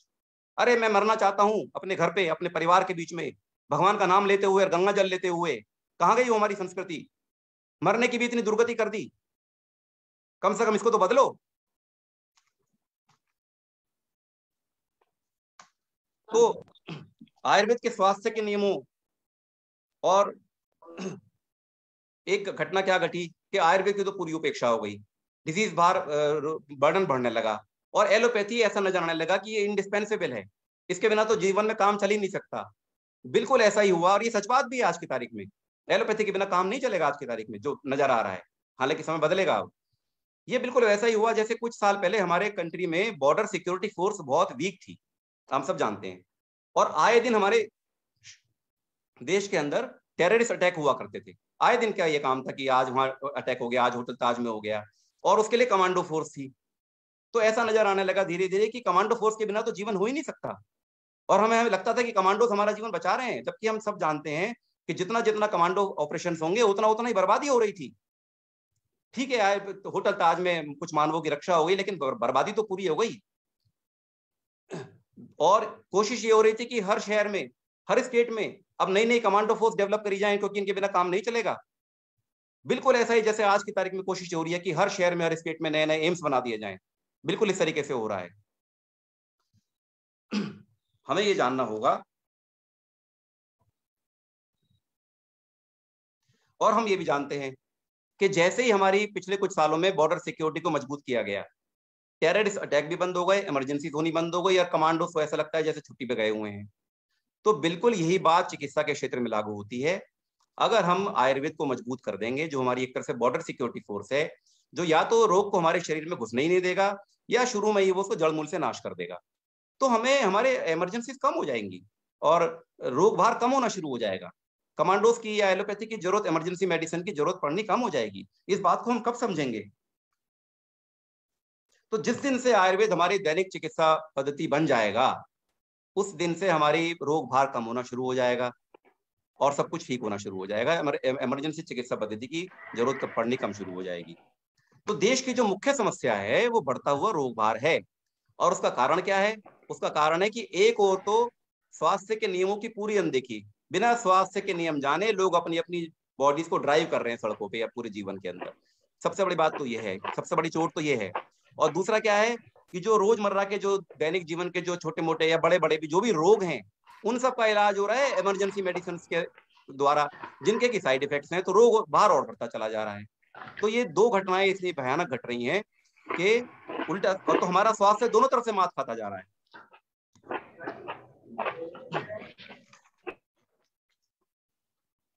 तो अंत में मैं ये कहूंगा कि देश का रोग भार कम करने के लिए हमें देश के समस्त मानवों को उचित जीवन शैली आयुर्वेद के अनुसार सिखानी होगी, और यह कार्य हमें स्कूलों से शुरू करना पड़ेगा, बिना उसके काम नहीं चलेगा। और दैनिक जीवन में भी हमें पूरी तरह से आयुर्वेद हमारी प्राइमरी चिकित्सा पद्धति होनी चाहिए, जिससे हम इलाज करें। उसके बाद कोई अगर क्रिटिकल होता है तो या कोई इमरजेंसी होती है, हार्ट अटैक होता है, कोई रोड साइड एक्सीडेंट है, उसके लिए एलोपैथी मौजूद है, तो एलोपैथी को हमें लिमिट करना होगा इमरजेंसी के लिए, और आयुर्वेद को पूरे जीवन में हमारी ये प्राइमरी चिकित्सा पद्धति होनी चाहिए। यही वास्तविक मार्ग है, और इसका इंडिकेशन श्री भगवान ने, कृष्ण भगवान ने गीता में भी दिया है। 6 अध्याय के 17वें श्लोक में भगवान कहते हैं, युक्त आहार विहारस्य युक्त चेष्टस्य कर्मसु युक्त स्वप्नावबोधस्य योगो भवति दुःखः। यानी कि वो कहते हैं कि जो भी व्यक्ति पूरी तरह से दुख किसके खत्म होंगे, जो युक्त एप्रोप्रिएट काय में, आहार में, विहार में, अपने कर्मों में, सोने में और जागने में, संयम रखने में, जो उचित करेगा, जीवन जिएगा, उसके सारे दुख समाप्त हो जाएंगे। तो सारा हमारा योग और आयुर्वेद इस एक श्लोक में समाया हुआ है। अब अंत में मैं एक बात ये भी कहूंगा आपसे कि ठीक है, स्वास्थ्य मिल गया, आयुर्वेद भी अपना लिया, सब कुछ ठीक हो गया। अब मेरा प्रश्न ये है सभी लोगों से, स्वास्थ्य के बाद क्या करना, क्या है? अब स्वस्थ हो गए, अब क्या करोगे? 2 ही बात बचती है करने के लिए, या तो योग की तरफ जाओगे या भोग की तरफ जाओगे। क्या करें फिर? भोग की तरफ जाते हैं तो हमारी संस्कृति ने क्या कहा, अभ्युदय और निश्रेयस दोनों की बात की, दोनों ही करना है। तो हमारी संस्कृति में आयुर्वेद का पहला श्लोक ये आता है, सूत्र ये आता है, धर्म अर्थ काम और मोक्ष 4 पुरुषार्थ हैं जीवन में, इससे बाहर जीवन में करने के लिए किसी के पास कुछ नहीं है। 4 ही चीजें प्राप्त होंगी, धर्म अर्थ काम और मोक्ष। तो इनमें से जो अर्थ और काम है, यानी कि पैसा कमाना और कामनाओं की पूर्ति करना और भोग भोगना, ये तो पूरा विश्व मानता ही है कि जीवन का उद्देश्य बस इतना सही है। लेकिन हमारी संस्कृति कहती है कि नहीं, जीवन का उद्देश्य है मोक्ष, सारे दुख मोक्ष में समाप्त होंगे। और मोक्ष क्या है? सारे दुखों से सदा के लिए मुक्ति, सारे फियर्स, यहाँ तक कि मृत्यु का भी डर समाप्त हो जाए। ये आयुर्वेद की भी बात है, गीता की तो है ये बात। तो उन्होंने ये कहा, हमारी संस्कृति ने ये कहा कि अगर आप अर्थ और काम को बिना किसी मर्यादा के करोगे, बिना किसी शास्त्र की आज्ञा के करोगे, यानी कि आप अगर इलीगली और इमोरली करोगे तो आपका पतन हो जाएगा और आपको दोबारा रोग हो जाएंगे। तो ऐसे ही हेल्थ का क्या फायदा हुआ जिससे दोबारा रोग हो जाए? यानी कि भोगों को आपने इस तरीके से भोगा कि आप दोबारा बीमार पड़ गए, तो ये तो हेल्थ का उद्देश्य हो ही नहीं सकता। तो हेल्थ का, यानी कि हेल्दी होने के बाद उद्देश्य ये है कि आप 4 पुरुषार्थ की प्राप्ति करो, यानी कि अर्थ और काम को आप धर्म पूर्वक कमाओ, धर्म पूर्वक भोगो। और धर्म क्या है? उचित कर्तव्य का पालन। धर्म आरती नहीं है, वो तो केवल रिचुअल्स हैं। धर्म है स्पिरिचुअलिटी, यानी कि आपकी भावना क्या है, आप अपने कर्तव्य का पालन ठीक से करते हैं या नहीं करते हैं, आप जीवन में कोई इमोरल या इलीगल बात तो नहीं करते हैं। तो ये इमोरल और इलीगल 2 शब्द हैं, इनको अपना लें केवल अगर। तो धर्म पूर्वक अर्थ कमाकर उससे ही जो अपनी शास्त्र विहित कामनाओं की और जिम्मेदारियों की पूर्ति करेगा, उसको मोक्ष ऐसे उपलब्ध हो जाएगा जैसे हाथ पर आंवला रखा हुआ होता है। इतनी साधारण सी बात है ये। तो इन्हीं शब्दों के साथ मैं एक बार फिर सबका धन्यवाद अदा करता हूं, और मैं अपने आध्यात्मिक